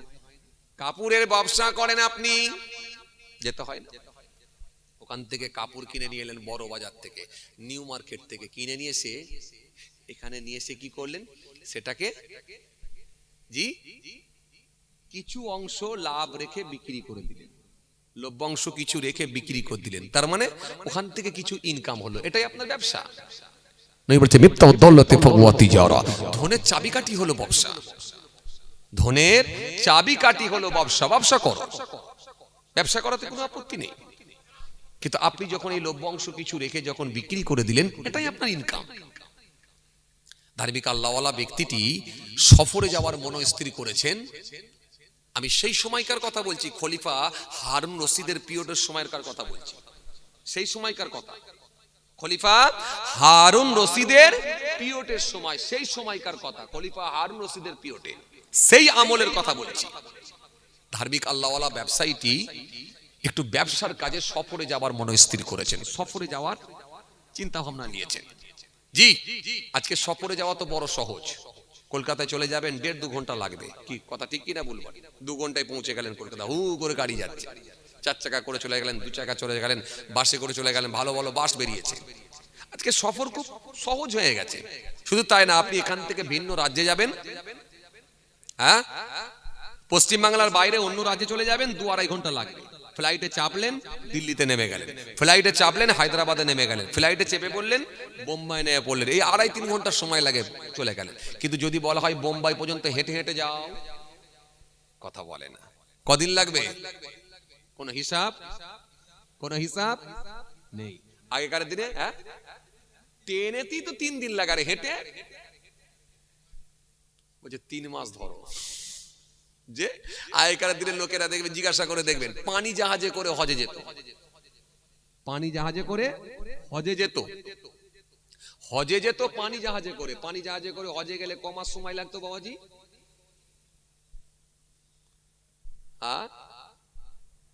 ওই চাচারা বলছেন না কেন? মুরব্বী বাবাজিরা আছেন তো এখানে, 3 মাস শুনেছেন, জাননে? তার মানে পানি জাহাজে কি করে যাব? তখন তো পানি জাহাজ ছিল, এখন আর নেই। হ্যাঁ, যে এই পানি জাহাজে করে কম বেশি প্রায় 3 মাস সময় লাগে, আর আপ ডাউন 6 মাস। তাহলে 6 মাস সময় লাগছে, পানি জাহাজে করে যাচ্ছে কোথায়? মক্কা শরীফে। আর এখন ফ্লাইটে করে 6 ঘন্টা। তাহলে 6 মাসটাকে কমে এসে টেনে নিয়ে এসে 6 ঘন্টায় আপনাকে নামিয়ে দেয়। এরপরও যে আপনি একবারে নিশ্চিতভাবে পৌঁছে যাবেন এমনটা নয়, অঘটন হতেই পারে। আল্লাহ হেফাজত করছে বলে আপনার দ্বারা পৌঁছানো সম্ভব হচ্ছে। আর যদি আল্লাহ ডেকে নেয়, বাস আরে বাপ রে বাপ, ফ্লাইটে যাতায়াত করা কি কঠিন। যারা যাতায়াত করে জিজ্ঞেস করে দেখবেন। আল্লাহ আমাকে ভারতবর্ষের বিভিন্ন রাজ্যে আমাকে নিয়ে গেছে, আল্লাহ মক্কা শরীফে মদিনা শরীফে নিয়ে গেছে, আমি তো জানি ফ্লাইটে যাত্রা কেমন। একবার যদি অ্যালার্ট করে দেয়, ঘোষণা দিয়ে যায় মৌসুম খারাপ আছে, সিট বেল্টটা ভালো করে বেঁধে রাখুন, দেওয়ার পরে যদি ফ্লাইটে দুবার ঝাঁকুনি মেরে দেয়, ব্যাস ও যত বড়ই সাহসী লোক হোক চোখ বন্ধ আর নড়ে না। এরম করে বেলটা টিপ ধরে, বেলটা কোমরে বাঁধা আছে আর সিটের দুই দিকে এরম করে দিয়ে ধরে টিপে বসে আছে, আর বিড়বিড় বিড়বিড় করে কি মুখে আছে বলে যাচ্ছে। মুসলমান হলে কলমা শরীফ পড়ছে, আল্লাহকে ডাকছে, আর ভিন্ন ধর্মের মানুষ হলে সে যাকে মনে করে তার নামে ডেকেই যাচ্ছে। অত সহজ নয়, ও যত বড়ই সাহসী লোক হোক একদম কাঁপিয়ে দেবে। ফ্লাইটে যাত্রা খুব কঠিন। যে চলেন যে কথা বুঝাতে চাইছিলাম, আবার পানি জাহাজে করে যারা যেতেন আরো কঠিন, সমুদ্রের উপর দিয়ে। জি, আটলান্টিক মহাসাগর, প্রশান্ত মহাসাগর, আরব সাগর, ভয়ঙ্কর ভয়ঙ্কর সাগর, ডান দিক বাঁ দিক সামনের দিক কোনো কিনারা নেই, জাহাজে করে যাচ্ছে। মুরব্বীদের মুখে আমি শুনেছি এই জাহাজে করে যখন যেতেন তারা একেবারে তৈরি হয়ে যেতেন যে মৃত্যু হতেই পারে, তৈরি হতে যেতেন একবারে, কাফন টাফন রেডি। এমনকি সমুদ্রের যখন ভয়ঙ্কর কোনো প্রাণী বা সমুদ্রের বড় তিমি মাছ, এই ভয়ঙ্কর মাছ বা প্রাণী যখন ওই জাহাজের দিকে তেড়ে আসতো, তারা ছাগল জবাহ করে রাখতো, দুম্বা জবাহ করে রাখতো। এই দুম্বাগুলোকে, ছাগলগুলোকে পানিতে ছুঁড়ে দিত, যাতে করে মুখে করে নিয়ে তিমি মাছ বা সমুদ্রের ভয়ঙ্কর প্রাণী মুখে করে নিয়ে চলে যেত। কথা কিছু বুঝতে পারছেন? মানুষ খেয়ে ফেলবে, এত রিস্কের সঙ্গে যেতে হতো। তবুও আল্লাহর কাবা বাইতুল্লাহ যাব, নবীর দেশে যাব, এই ভালোবাসা, আন্তরিকতা, এটা ঈমান। চলেন, কি বলছিলাম জানো? ব্যবসায়ী, ধনী ব্যবসায়ীটা, যেহেতু আপনাদের এখানে বললেন সব ব্যবসায়ী লোকেরাই আছেন, ডাক্তার মাস্টার ইঞ্জিনিয়ার কেউ নেই, ওই জন্য ব্যবসাটা নিয়ে একটু বলছি, আমার মনে চলে এলো যেহেতু বলছি। খেয়াল করেন, ধনী ব্যবসায়ীটি সফরে যাওয়ার মনস্থির করেছেন। সফরে যাব, অনেক দূরের পথ, সফরে যাব, কিন্তু কিভাবে যাব? একটা কাফেলার সঙ্গে যোগাযোগ করলেন, কাফেলার সঙ্গে যোগাযোগ করে সফরে যাবার মনস্থির করেছেন, কাফেলার সঙ্গে একটা যোগাযোগ করেছেন। ও ভাইজানেরা, জওয়ান যুবকেরা, ও আমার মুরব্বিয়ানেরা, বাবারা শুনে রেখে দিন, কিতাবের মধ্যে পাওয়া যায় ওই ধনী ব্যবসায়ীটি, আল্লাহওয়ালা মানুষটি একটা কাফেলার সঙ্গে সফরে যাওয়ার মনস্থির করলেন, সফরে যাওয়ার চিন্তা ভাবনা নিলেন। কিন্তু সফরটি হলো 8 দিনের সফর। 8 দিনের সফর, এই 8 দিনের সফর, 8 দিন ধরে হেঁটে হেঁটে যেতে হবে। এই যাতায়াতটা বড় কঠিন ছিল তৎকালীন সময়ে।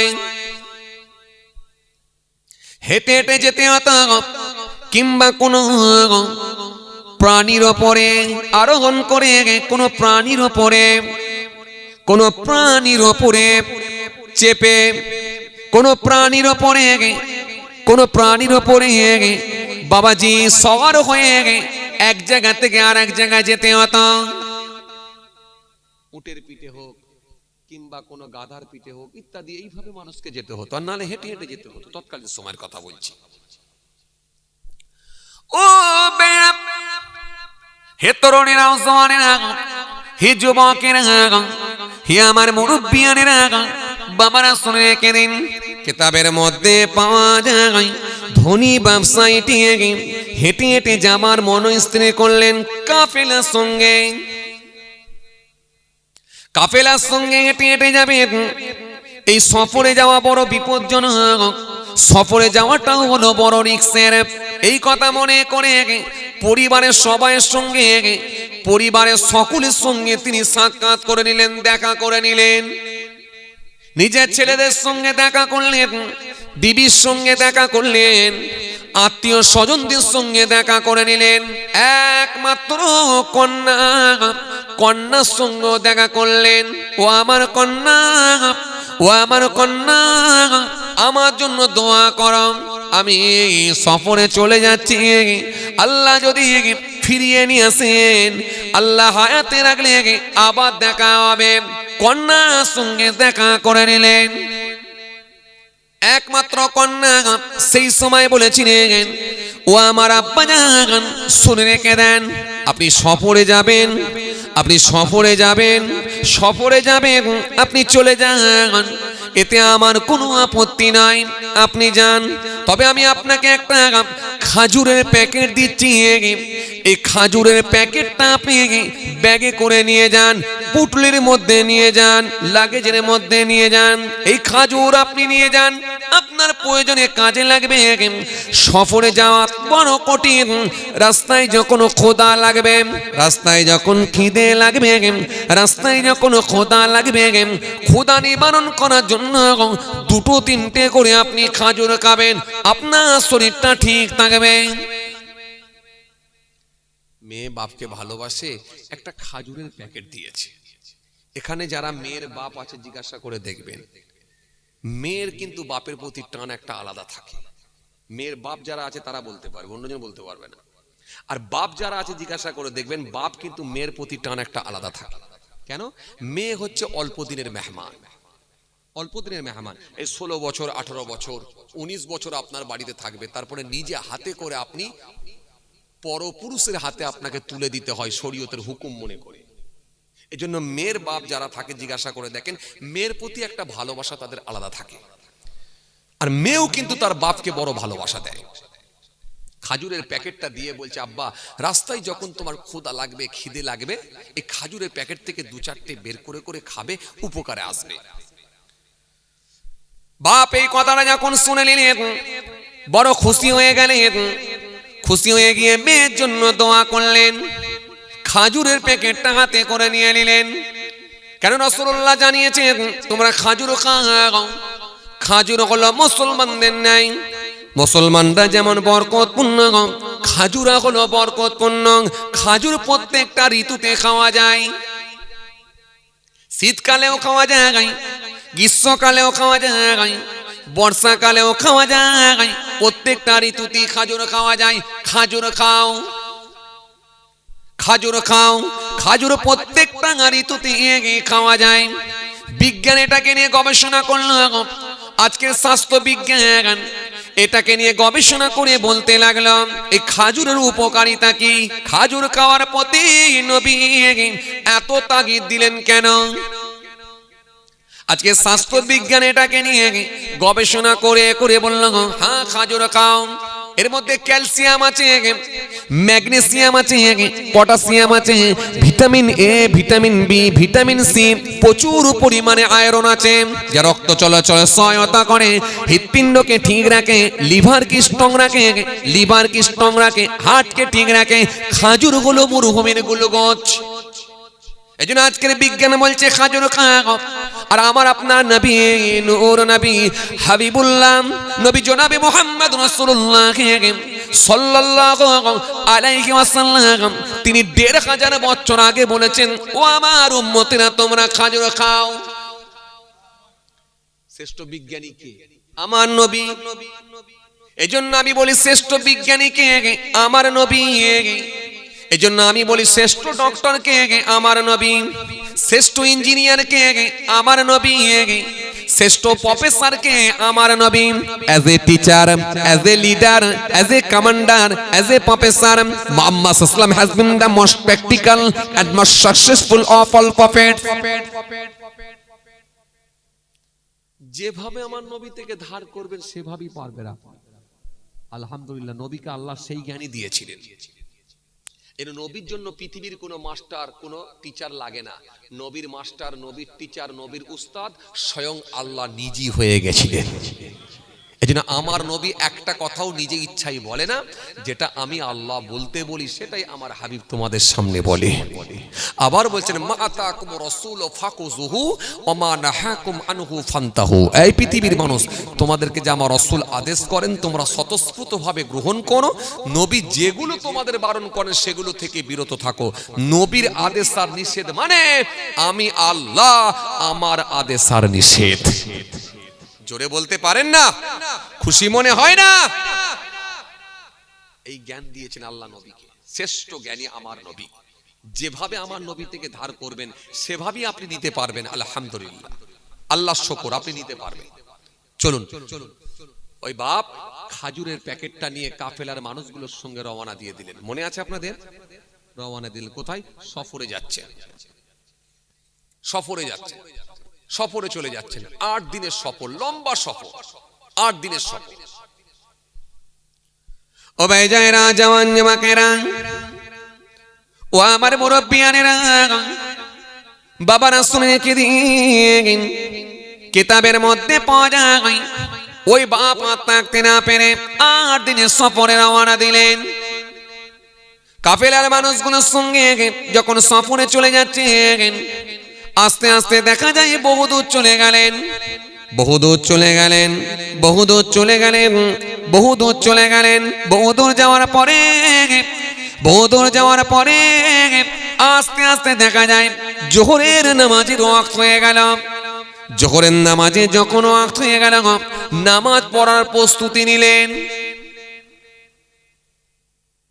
কেন?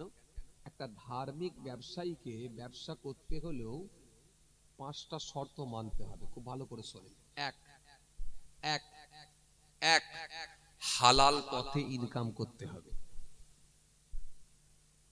হালাল পথে ইনকাম করতে হবে, এক।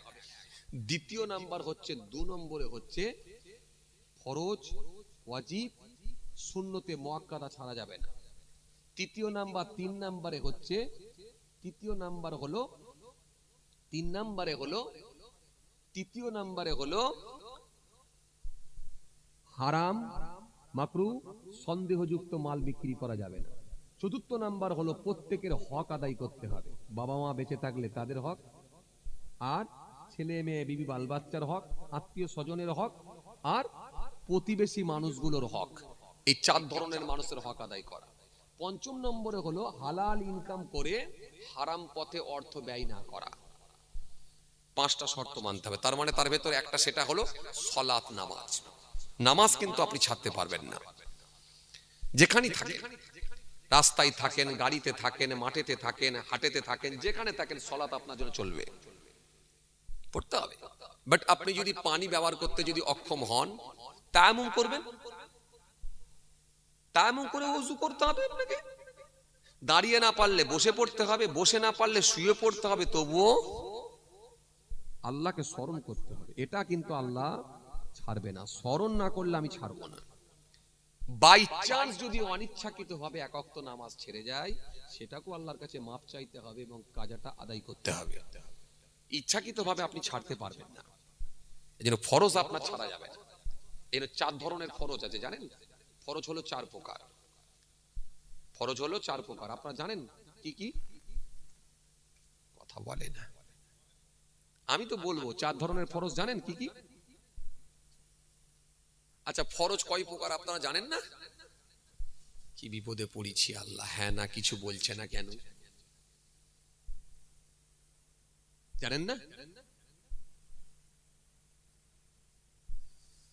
আপনারা তো অনেক নামাজ পড়েন, 5 ওয়াক্তের নামাজ পড়েন, জুমার নামাজ পড়েন, ঈদের নামাজ পড়েন, জানাজার নামাজ পড়েন, রোজার মাসে রোজা রাখেন, বছরে আপনারা যাকাত দেন, আওকাত থাকলে হজ করেন, ওযু করেন, গোসল করেন, তায়াম্মুম করেন।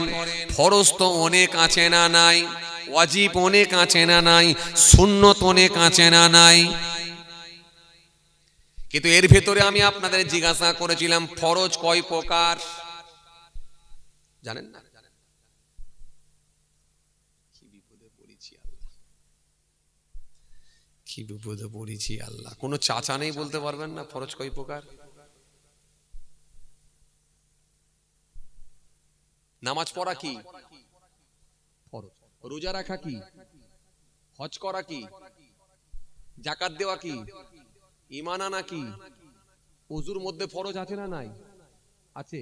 তায়াম্মুমের মধ্যে ফরজ আছে না নাই? গোসলের ভেতরে ফরজ আছে না নাই? তাহলে এইভাবে যদি হিসাব করা হয় ফরজ অনেক তো। আচ্ছা ফরজ বলেন এবারে কয় প্রকার?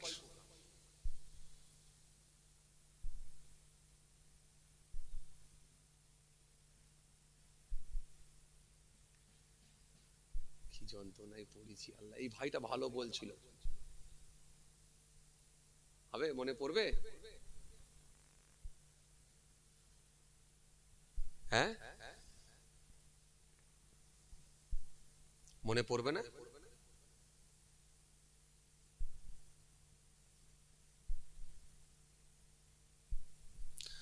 ফরজ হলো মোট 4 প্রকার। কয় প্রকার? 4 প্রকার। এক নম্বরে হলো ফরজে আইন, দ্বিতীয় নম্বরে হলো ফরজে কিফায়া, তৃতীয় নম্বরে হলো 3 নম্বরে হলো ফরজে দাইন, চতুর্থ নম্বরে হলো ফরজে জন্নি। ফরজ হলো 4 প্রকার।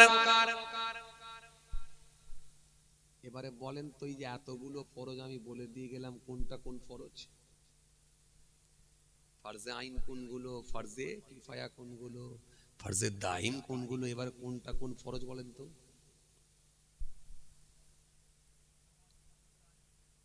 আর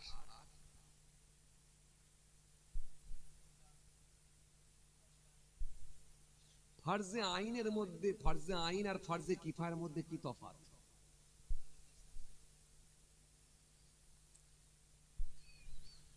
আপনারা যে এত কষ্ট করে রাত জেগে বসে আছেন, কিছু তো আপনাদেরকে নিয়ে যেতে হবে রে বাবা। কথা বলে না, কিছু তো নিয়ে যেতে হবে, নাহলে তো কষ্টটা বেকার হয়ে যাবে। রাত 12টা পার করে দিয়ে বসে আছেন এই ঠান্ডায়, যদি একদমই কিছু না পান তাহলে তো বেকার হয়ে যাবে, হবে না? বড় কষ্ট করে তো আপনারা এসেছেন এখানে, তো ইনকাম করতে এসেছেন, ইনকাম করতে আসেননি। কথা বলে না, বলছি ইনকাম করতে এসেছেন না আসেননি? সন্ধ্যে থেকে যা খরচা হচ্ছে পকেট থেকে সব পয়সা করি বেরিয়ে যাচ্ছে, আর এই হুজুর বলছে ইনকাম করতে এসছে। সব হুজুর উল্টো পাল্টা বলছে না, কথা বলে না। সন্ধ্যে থেকে খরচ হয়েছে না লাভ হয়েছে? কিছু পকেট থেকে বেরিয়ে গেছে না মাল কিছু ঢুকেছে? দোকানদানি হয়েছে, জলসাকে কেন্দ্র করে দোকানদানি হয়েছে। আরে অল্প টল্প যা আছে হয়েছে কি হয়েছে তো, তাহলে কিছু খরচ হয়েছে না কিছু মালকড়ি ঢুকেছে? কিছু খরচ হয়েছে, ও খরচ হয়েছে, আচ্ছা ঠিক আছে, কিছু খরচ হয়েছে, তার মানে কিছু মালকড়ি বেরিয়ে গেছে, গেছে না? নাতিরা আছে তাদের জন্য দুটো খেলনা কিনে নিয়ে গেছেন, ঘরে একটু নিজের স্ত্রীর জন্য একটু বাদাম কিনে নিয়ে গেছেন, মায়ের জন্য একটু বাদাম কিনে নিয়ে গেছেন, বাপটা বসেছিল বাপকে একটু লিকার চা খাইয়েছেন, নিজে একটু লিকার চা খেয়েছেন, তাহলে কিছু মালকুড়ি পকেট থেকে বেরিয়ে গেছে কিন্তু ঢোকেনি, তার মানে খরচ হয়ে গেছে, খরচ বেরিয়ে গেছে, বরং খরচ হয়েছে আসেনি, ইনকাম হয়নি। আর আপনি বলছেন হুজুর এখানে ইনকাম হয়। শোনেন, এই জন্য জীবনকে দুটো পার্টে ভাগ করতে হয়, একটা হলো ইহকাল আর একটা হলো পরকাল। ইহকালের জন্য টাকা আর মরে গেলে ফাঁকা, কবরে পড়ে থাকলে লাগবে শুধু আমল, না থাকলে গন্ডগোল। এই জন্য ইহকালের জন্য টাকা আর মরে গেলে, বলেন বলেন, মরে গেলে ইহকালের জন্য টাকা, মরে গেলে ফাঁকা, আর টাকা লাগবে। বেঁচে থাকলে আমার, মরে গেলে অন্ধকার, আর খবর, আর খবর নাই। যদি ভালো কাজ কিছু করা থাকে তবে আপনি লাভবান গেনার, তবে তুলসী রামদাস বললেন, তুলসী জব জগ মে আয়ে তুম রহে জগ হাসে, ऐसी करनी कर चलो तुम हंसो जग रहे। বাংলা কবি বললেন, যখন জন্ম তুমি নিয়েছিলে পাবে, তুমি মাত্র কেঁদেছিলে হেসেছিল সবে, এমন জীবন হবে করিতে গঠন, মরণে হাসিবে তুমি কাঁদিবে ভুবন। তুমি হাসতে হাসতে কবরে যাবে, তোমার জন্য মানুষ কেঁদে কেঁদে ঝাড়ে ঝাড় হয়ে যাবে। বড় পীর সাহেবের জন্য মানুষ তখনও কেঁদেছে, আজও কাঁদছে, আগামীতেও কাঁদবে। খাজা সাহেবের জন্য মানুষ তখনও কেঁদেছে, আজও কাঁদছে, আগামীতেও কাঁদবে। ফুরফুরা শহীদ দাদা হুজুর কেবলার জন্য মানুষ তখনও কেঁদেছে, আজও কাঁদছে, আগামীতেও কাঁদবে। আসেন, যে কথা বোঝাতে চাইছিলাম, তাহলে জীবনকে দুটো পার্টে ভাগ করতে হয়। ইহকালের জন্য টাকা, আর মরে গেলে আর লাগবে না টাকা, মরে গেলে লাগবে আমল। এজন্য আপনি এখানে যেটা শিক্ষা করতে এসেছেন, যেগুলো আপনি এখান থেকে সঞ্চয় করতে এসেছেন, যে টাকাটা কামাতে এসেছেন, সেটা হলো আমল। এটা হলো আমল। এখানে বসে বসে দু চারবার দরুদ শরীফ পড়ছেন, সুবহানাল্লাহ পড়ছেন, মন খুলে কোরআন হাদিসের আলোচনা শুনছেন, নিশ্চিতভাবে এই যে আপনি কিছু সওয়াবের হকদার হচ্ছেন, এটাই মরে গেলে আপনি পাবেন। জোরে বলতে পারেন না? এই যে একবার মহব্বতের সঙ্গে সুবহানাল্লাহ বললেন, আল্লাহ আপনাকে 10টা নেকি দিয়ে দিলেন। আবার একবার বললেন, ফের 10টা পেয়ে গেলেন, 20টা হয়ে গেল। আর এর মাঝখানে যারা চুপ রয়ে গেল, ওরা শূন্য, একটাও পেলনি। তুলে নেওয়ার দায়িত্ব কিন্তু আপনার, আমি লাইন দেখিয়ে দেবো, কিন্তু তুলে নেওয়ার দায়িত্ব আপনার। আর একবার বলছি, এই যে একবার বলে দিলেন, জোরে বলুন সুবহানাল্লাহ। এবার সবাই মিলে বললেন, আবার একটা, ফের 10টা পেয়ে গেলেন। তাহলে 3বার যারা পড়েছেন 30টা নেকি পেয়েছেন। দরুদ শরীফ পড়েছেন, সুবহানাল্লাহ পড়েছেন, আলহামদুলিল্লাহ পড়েছেন, আল্লাহু আকবার পড়েছেন, নিশ্চিতভাবে আল্লাহ আপনাদেরকে সওয়াবের হকদার করবেন, কোনো চাপ নাই। মান সাল্লা আলাইয়া ওয়াহিদাতান সাল্লাল্লাহু আলাইহি আশারা, যে ব্যক্তি আমার উপরে একবার দরুদ শরীফ পড়ে, রাসূল বলছেন তার উপরে 10টা করুণা, 10টা রহমত আল্লাহ বর্ষণ করে থাকে। ইন্নী লাকিতু জিবরিল ফাবাশশারানি ফাকালা ক্বালা আল্লাহু তাআলা মান সাল্লা আলাইকা সাল্লাইতু আলাইহি ওয়া মান সাল্লামা আলাইকা সাল্লামতু আলাইহি ফাসাজাদু লিল্লাহি শুকরা। নবী বললেন, দেখো জিবরাইল ফেরেশতা এসে আমাকে খুশির সংবাদ দিয়েছে। সাহাবীরা বলে, কি খুশির সংবাদ? নবী বলেন, যে ব্যক্তি আমার উপরে একবার দরুদ শরীফ পড়ে, আমার আল্লাহ তার উপরে রহমত বর্ষণ করে। যে ব্যক্তি আমার উপরে সালাম পাঠ করে, আমার আল্লাহ তার উপরে সালাম প্রেরণ করে। নবী বলছে, আমি থাকতে পারলাম না, ফাসাজাদু লিল্লাহি শুকরা, আমি শুকরিয়ায় সিজদায় পড়ে গেলাম। তাহলে আপনার লস নেই। কিন্তু যারা ঘুমিয়ে আছে তারা নিজেদেরকে চালাক মনে করছে, কিন্তু না, ওরাই আসলে বোকা। কিন্তু আপনি এখানে চালাক যারা বসে আছেন। কেন? পরকালের নেকি এখান থেকে তুলছেন, পরকালের ইনকাম এখান থেকে সঞ্চয় করছেন। আসেন, তাকান, খেয়াল করেন, কোথা থেকে ছেড়ে এলাম বাবাজি জানো?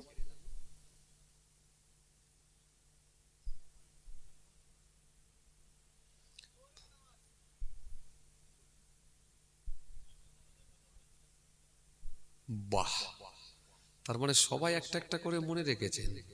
একজনা বললেন ব্যবসা, আর একজনা বললেন জোহরের নামাজ, আর একজনা বললেন 4টে ফরজ। তার মানে সবাই মোটামুটি মনে রেখেছেন। তার মানে এখান থেকে ছেড়ে যাওয়ার লাইন নেই, মাথায় ঢুকে আছে। যাক, তবু এশায়ের চাপ আছে। যদি ওই চাপ না থাকতো, তাহলে আর একটাও ভুলে যাওয়ার কথা ছিল না, যে তবু হিয়ারিং এ যেতে হবে।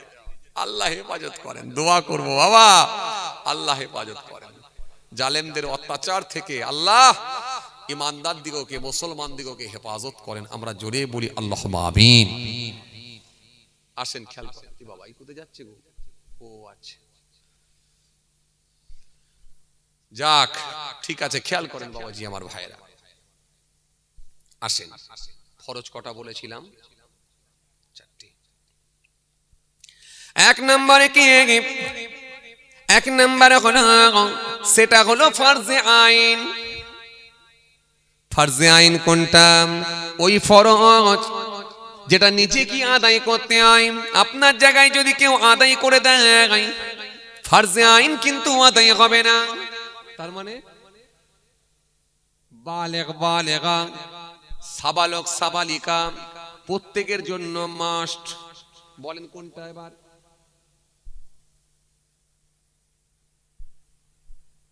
নামাজ, রোজা। তার মানে আপনাকে আদায় করতে হবে, আপনার জায়গায় অন্যজন আদায় করলে।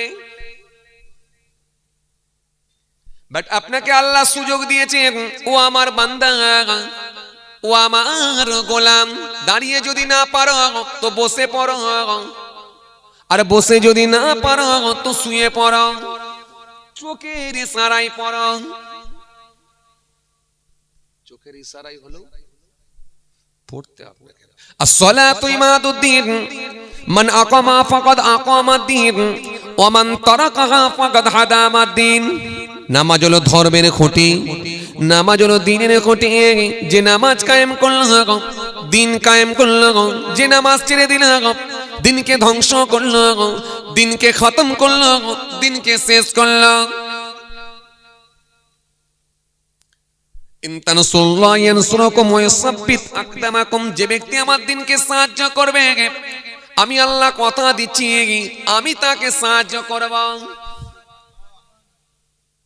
ইন্নাস সালাতা তানহা আনিল ফাহশাই ওয়াল মুনকার। নিশ্চয় নামাজ সমস্ত রকমের অশ্লীলতা থেকে মানুষকে দূরে রাখবে। নিশ্চয় নামাজ সমস্ত রকমের খারাপ কাজ থেকে, সমস্ত রকমের অশ্লীলতা থেকে মানুষকে দূরে রাখবে। সেটা হলো সালাত, নামাজ।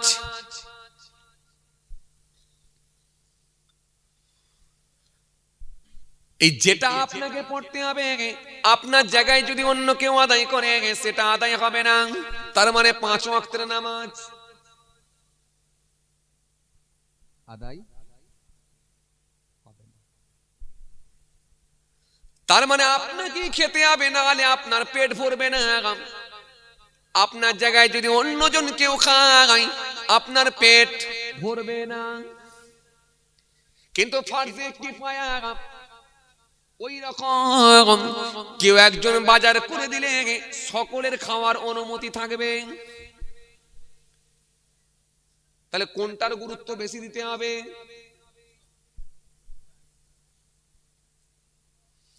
ফারজে কিফায়া এবারে কোন নামাজ?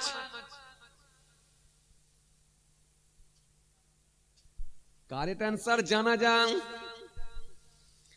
জানাজার নামাজ পড়া এটা হলো ফারজে কিফায়া। কিছু সংখ্যক মানুষ আদায় করলে সকলের তরফ থেকে আদায় হয়ে যায়। তাহলে চাপ কম তো না? কথা বলে না, চাপ কম তো? কিন্তু আমরা এই দুটোর ভেতরে কোনটাই বেশি চাপ নিই? আল্লাহ যেটাকে চাপ কমিয়ে দিয়েছে, কিন্তু আমাদের কাছে চাপ। হায়দ্রাবাদ থেকে চলে আসছে কোথায় জানেন? জানাজার নামাজ পড়বে, ফ্লাইটে করে চলে এলো। 1:30টায় জানাজা হবে, এসে পৌঁছে গেল 1:30টা। 1:35-এ গাড়ি ঢুকে গেল। ফ্লাইটে নেমেছে, 4 চাকা ধরেছে, পুরো 1:35-এ ঢুকে গেছে। ঢুকে এসি ব্যাস গাড়ি থেকে নেমি কলারটাকে এরকম করে উল্টে দিল, দিয়ে বুঝিয়ে দিল আমি হায়দ্রাবাদ থেকে নেমেছি। সর্বনাশ, যুবক ছেলে, মারাত্মক ব্যাপার। হাতে এরম বালা আছে, জি, চকচকে শার্ট, জিন্সের প্যান্ট, কলারটাকে উল্টে দিল, দিয়ে দাঁড়িয়ে আছে। লোকেরা সব দেখছে, ওই সর্বনাশ, হায়দ্রাবাদ থেকে এসেছে, এই মাত্র এলো ফ্লাইটে করে, জানাজা পড়বে, বিরাট ব্যাপার। 3 জনে পানি আনতে দৌড়চ্ছে, উজুর পানি 3 জন মিলে আনতে দৌড়চ্ছে। 3 জনে আনছে পানি, একজন নিয়ে এসেছে বালতি করে পানি, আর একজন নিয়ে এসেছে মগে করে, আর একজন নিয়ে এসেছে জগে করে। লোক একটা পানি 3টে, উজু করবে কোনটা? এখন বালতির পানি ধরেছে, মগে করে নিয়ে উজু করব। কিন্তু 6 মাস আগে আর একটা জানা যায় গেছিল, আর 6 মাস পরে একটা, বছরে 2 বার করে উজু, আর উজু মনে থাকবে? তা বলে না।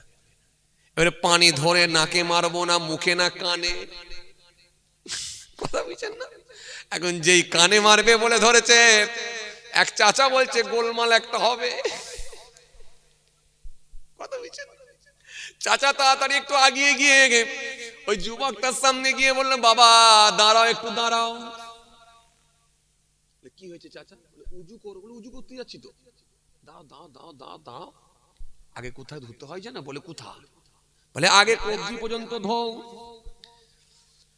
এরপরে কুল্লি করা, তারপরে নাকে পানি দাও, তারপরে মুখমণ্ডল দাও, তারপরে দুই হাতের কনুই পর্যন্ত দাও, তারপরে মাথা মাসা করা, তারপরে ঘাড় পাসা করা, তারপরে দুই পায়ের গিরা পর্যন্ত দৌত করো। এজন্য ওজুর ফরজ কটা?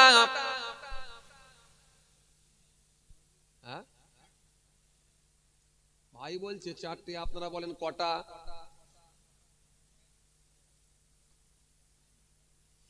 ওজুর ফরজ কটা?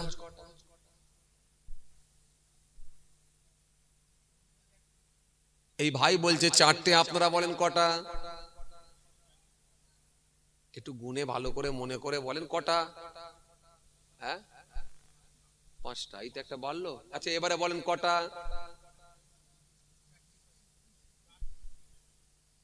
হ্যাঁ, কে বলছে কা চারটে?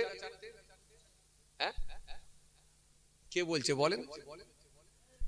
ওই সাদা মাপলার ভাই বলছে চারটে, আর এইখান থেকে এই ভাই বলছে চারটে।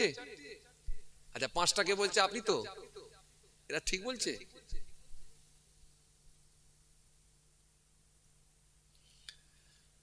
যাক, আচ্ছা আপনি বলেন তো এক নম্বরে কি?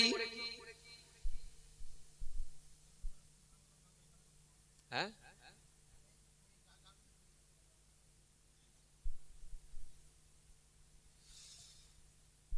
কাকে ধরে চলবো বলেন? তিনজন বলছেন, একজনকে ধরে চলি। এক নম্বরে গাল ভরে কুল্লি করা, মানে হাত ধোবেন না।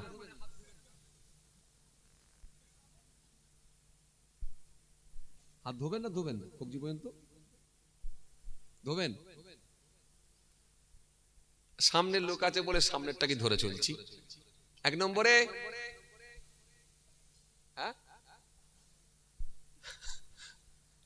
আর বলবেন। আচ্ছা সাদা জামা, সাদা মাপলার ভাই বলেন তো এক নম্বরে হাতের কবজি পর্যন্ত ধোয়া, দ্বিতীয় নম্বরে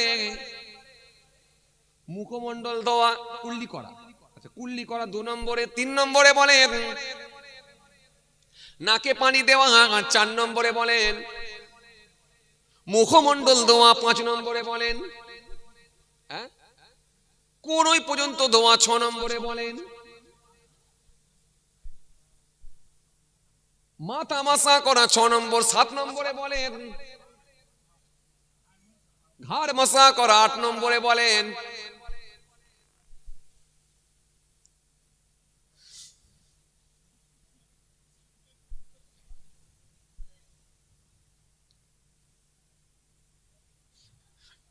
আল্লাহ বললেন পাঁচটা আর মেলালেন আটটা। ফরজ কটা? চারটে। চারটে বললেন আর মেলালেন কটা? কটা? আটটা। আল্লাহ কোরআন শরীফের মধ্যে আল্লাহ বলেন ফাগুসিলু, ধৌত করো, উজুহাকুম, মুখমণ্ডল। এক নম্বরে কি?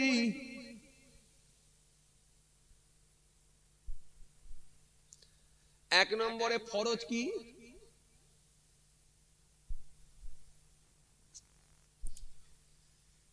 ও আল্লাহ, আমি বলে দিচ্ছি তাও বলছেন না। আল্লাহ কোরআনের মধ্যে বলেন ফাগুসিলু, ধৌত করো, উজুহাকুম, মুখমণ্ডল। এক নম্বরে কি ধৌত করা? মুখমণ্ডল ধৌত করা, এটা হলো ফরজ।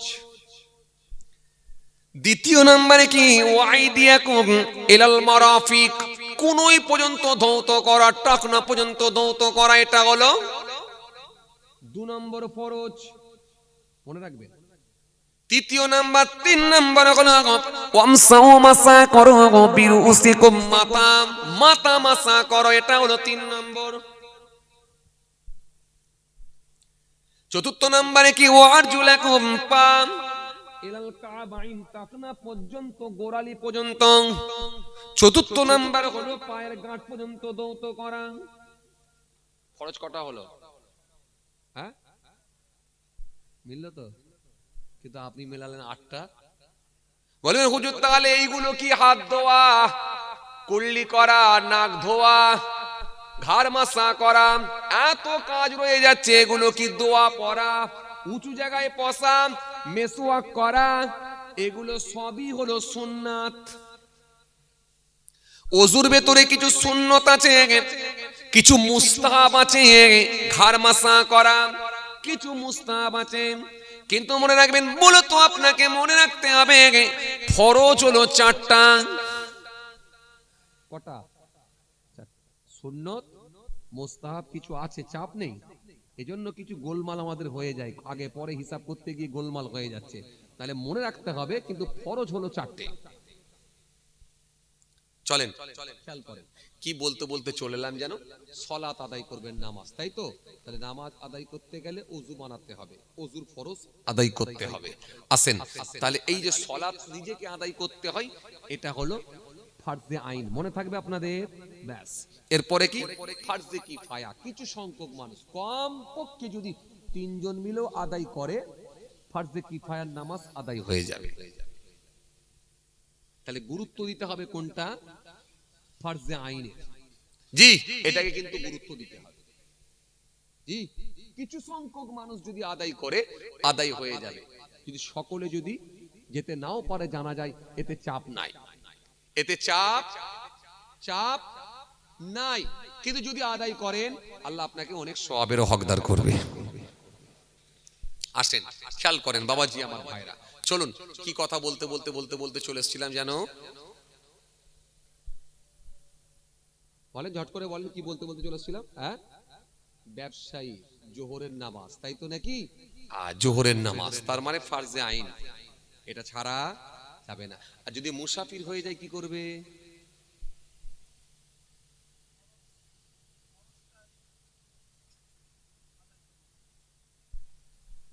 মুসাফির হলে কোন নামাজ পড়বে?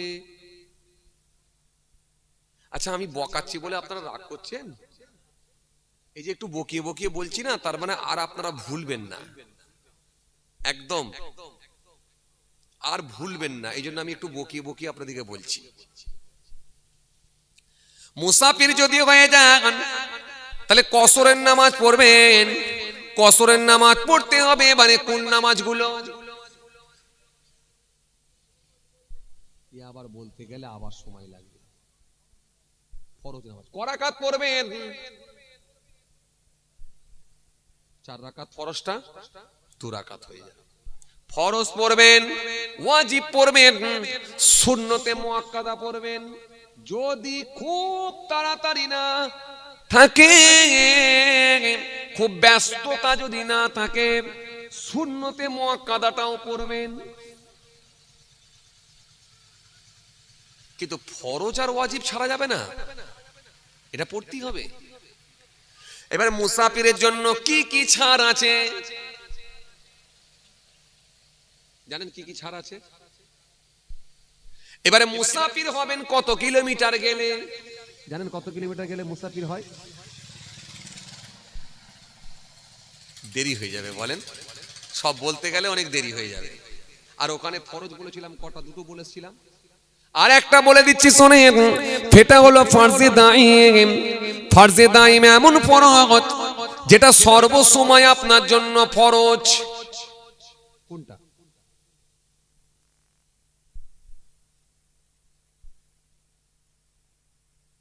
সর্বসময় নামাজ একটা নির্দিষ্ট টাইমে ফরজ হয়। জোহরের নামাজ যদি কেউ মনে করে রাত 8টার সময় পড়বো, হবে না? হবে? হবে? যদি কেউ মনে করে রাত 8টার নামাজ, এশার নামাজ বেলা 4টের সময় পড়ে নেব, হবে? ফজরের নামাজ যদি কেউ মনে করে বেলা 3টের সময় পড়বো কি 4টের সময় পড়বো, হবে? নির্দিষ্ট টাইমে নামাজ আপনার জন্য ফরজ হয়। কিন্তু এবারে বলেন, ঈমান এটা হলো এমন ফরজ 24 ঘন্টা আপনার জন্য ফরজ থাকে। এমন ফরজ যেটা 24 ঘন্টা আপনার জন্য ফরজ। সকালেও ইমান বাঁচাতে হবে, দুপুরেও কথা বলে না, বিকালেও রাতেও সর্বসময়। জীবনে একবার কলেমা পড়া হলো ফার্স, লা ইলাহা ইল্লাল্লাহু মুহাম্মাদুর রাসূলুল্লাহ সাল্লাল্লাহু আলাইহি ওয়াসাল্লাম। লা নেই, কি নেই, ইলাহা কোন মাবুদ, কোন স্রষ্টা, কোন সৃষ্টিকর্তা। নেগেটিভ। পজিটিভ কি? ইল্লাল্লাহ, কেবলমাত্র আল্লাহ ছাড়া। আল্লাহ ছাড়া কোনো মাবুদ নাই, আল্লাহ ছাড়া কোনো স্রষ্টা নাই, আল্লাহ ছাড়া কোনো সৃষ্টিকর্তা নাই। পরে বলা হলো মুহাম্মাদুর রাসূলুল্লাহ সাল্লাল্লাহু আলাইহি ওয়াসাল্লাম। মুহাম্মদ সাল্লাল্লাহু আলাইহি ওয়াসাল্লাম আল্লাহ নবী, আল্লাহ রাসূল, আল্লাহ প্রেরিত দূত। এই জীবনে একবার কলেমা পড়া হলো ফরজ, আর কালেমার অর্থের উপরে মৃত্যু পর্যন্ত বিশ্বাস স্থাপন করা সেটা হলো ফরজে দাইন। মানে আল্লাহ ছাড়া কোনো মাবুদ নেই, মুহাম্মদ সাল্লাল্লাহু আলাইহি ওয়াসাল্লাম হলেন আল্লাহ নবী, আল্লাহ রাসূল, আল্লাহর প্রেরিত দূত। এর উপরে বিশ্বাস থাকা কতদিন? মৃত্যু পর্যন্ত, ফরজে দাইন। মিলে গেল? আমি বললাম এমন ফরজ যেটা সর্বসময় আপনাকে বিশ্বাস করতে হবে, সর্বসময়ের জন্য যেটা ফরজ সেটা হলো কথা বলে, সেটা হলো ঈমান। ঈমান। ঈমান। ওখানের আলোচনা কি ছিল? যালিকাল কিতাব লা রাইবা ফি হুদাল লিল মুত্তাকিন আল্লাযীনা ইউমিনুনা বিল গায়বি। গায়েবের উপরে বিশ্বাস করা, না দেখে বিশ্বাস করা ঈমান। তাহলে এই ঈমানটা আল্লাহর উপরে সর্বসময় বিশ্বাস রাখা, এটা এমন একটা ফরজ, সর্বসময়ের জন্য ফরজ। একটা করে মিসাল দিয়ে যাচ্ছি, মনে আছে তো আপনাদের? প্রথমে দুটো বলে দিয়েছি, 3 নম্বর হলো আর একটা ফরজ আছে, সেটা হলো ফরজে দাইন, আর একটা হলো ফরজে জান্নি। গোসল যখন আপনারা করেন, গোসলের ফরজ কটা বলেন? গোসলের ফরজ 3টি। 1 নম্বরে কি? বাহ, সুন্দর বলছো তো। গাল ভরে কুল্লি করা, গরগরার সহিত কুল্লি করা। বাহ, সুন্দর বলছে আমার ভাই। গারগারের সহিত কুল্লি করা, কিন্তু রোজার মাসে গারগারার সহিত কুল্লি করবেন না, রোজার মাসে এমনি কুল্লি করবেন। গারগারা করে করবেন না, গার্গেল করে করবেন না। কেন? বাই চান্স পানি চলে যেতে পারে। উযু করবেন তো উপর দিকে মুখ তুলে দিয়ে গার্গেল করতে যাবেন না রোজার মাসে। রোজা ছাড়া অন্য মাসে করলেন ঠিক আছে, এমনি বেলেন পানি দেবেন মুখে, কুল্লি করবেন। রোজার মাসে উপর দিকে তুলবেন না। কথা শুনছেন? এত বাদাম খেলে হবে? সব তো পেটেই চলে যাবে যা দিচ্ছি আমি, মাথায় আর থাকবে?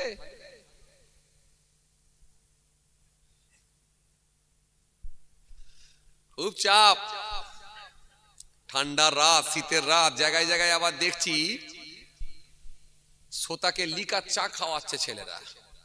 আপনাদের চাটার ব্যবস্থা করেন ছেলেরা? কি বলি বলেন দিকে, সব ভুলে গেল নাকি ছেলে পুলেগুলো? যাক, আমি বলে দিয়ে যাচ্ছি, আল্লাহ হায়াতে রাখলে আগামী বার থেকে একটু করে লিকার চা খাওয়াবে বাবা। শীতকালে ওয়াজ শোনাবে আর বসিয়ে রেখে দেবে, একটু চা খাওয়াবে না? কি জি? যাক, মাশাআল্লাহ, খুব ভালো লেগেছে, আলহামদুলিল্লাহ। এত রাতে এত মানুষ, রাস্তা পর্যন্ত লোক হয়ে গেছে, আল্লাহর শুকর। একটু তাকবীর দেন তো দেখি, নারায়ে তাকবীর। আওয়াজ ঠিক মতো হলো না, একটু জোরে দেন, নারায়ে তাকবীর। আহা, একটু মন খুলে দেন না, নারায়ে তাকবীর। বুঝতে পেরেছি, বুঝতে পেরেছি, এই ভাইটা একাই বুঝতে পারছে জোরে দেওয়া দরকার, বাকি সব বলছে লাভ তো কিছু নেই। লাভ না হলে আমরা নেই। চলেন আমি তো লাভ দিয়ে দিয়ে আপনাদেরকে বুঝাচ্ছি যে কি লাভ আছে। আল্লাহু আকবার। আল্লাহ সব থেকে বড়, আল্লাহ সব থেকে বড়, আল্লাহ সব থেকে বড়, আল্লাহ মহান, আল্লাহ মহান, আল্লাহ মহান।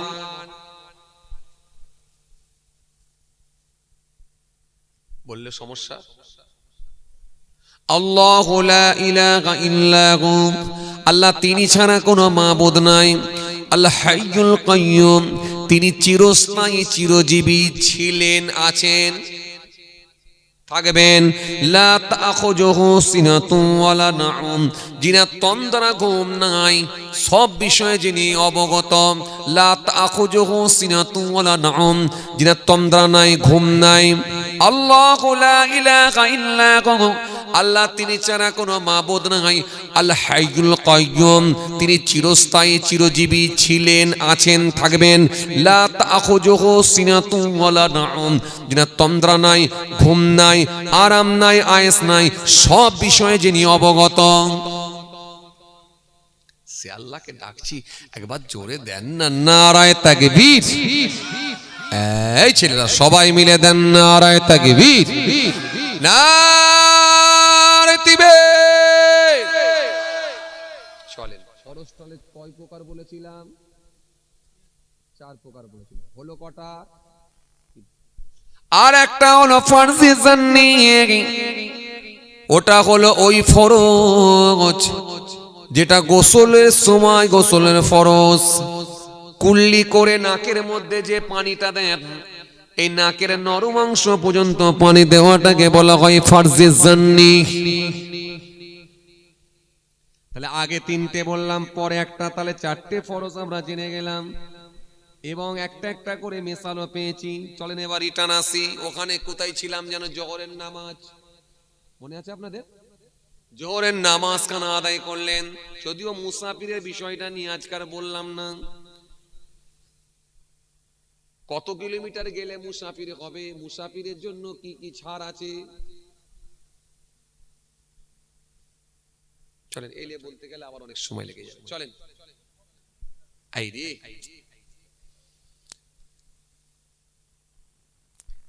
তাহলে তো আর ওইখানে আলোচনা করা যাবে না। আচ্ছা কটা বাজ? ও আল্লাহ, 12:30 পার হয়ে চলে গেছে গো। এই না নয়, ছেড়ে দি ছেড়ে দি ছেড়ে দি ভাই, ছেড়ে দিলে কি হয় বলছে? ছেড়ে দিলে কি হয় বলছে?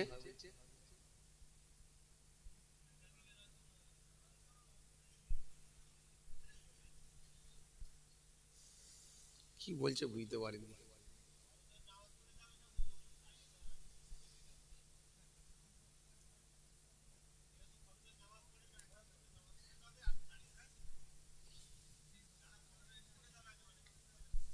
অনেকদিন পরে, অনেকদিন পরে। হ্যাঁ হয়ে যাবে ইনশাআল্লাহ, টেনে দিলে হয়ে যাবে, সেটা কথা নাই।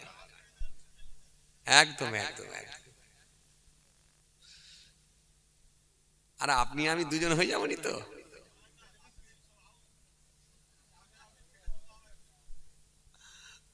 খালি মাইক ওয়ালা একা রয়ে যাবে, বেচারা বলবে আমার সেটটাকে নিয়ে পালাবে নাকি। তাহলে হিসাবে 3 জন হয়ে যাবে, চটালা রয়ে যাবে। ঠিক বলেছেন, মাশাআল্লাহ। ওহ, অনেক লোক, আলহামদুলিল্লাহ, আল্লাহ কবুল করেন। তাকান, খেয়াল করেন বাবাজি। জোহরের নামাজ হয়ে গেল, আসরের নামাজ,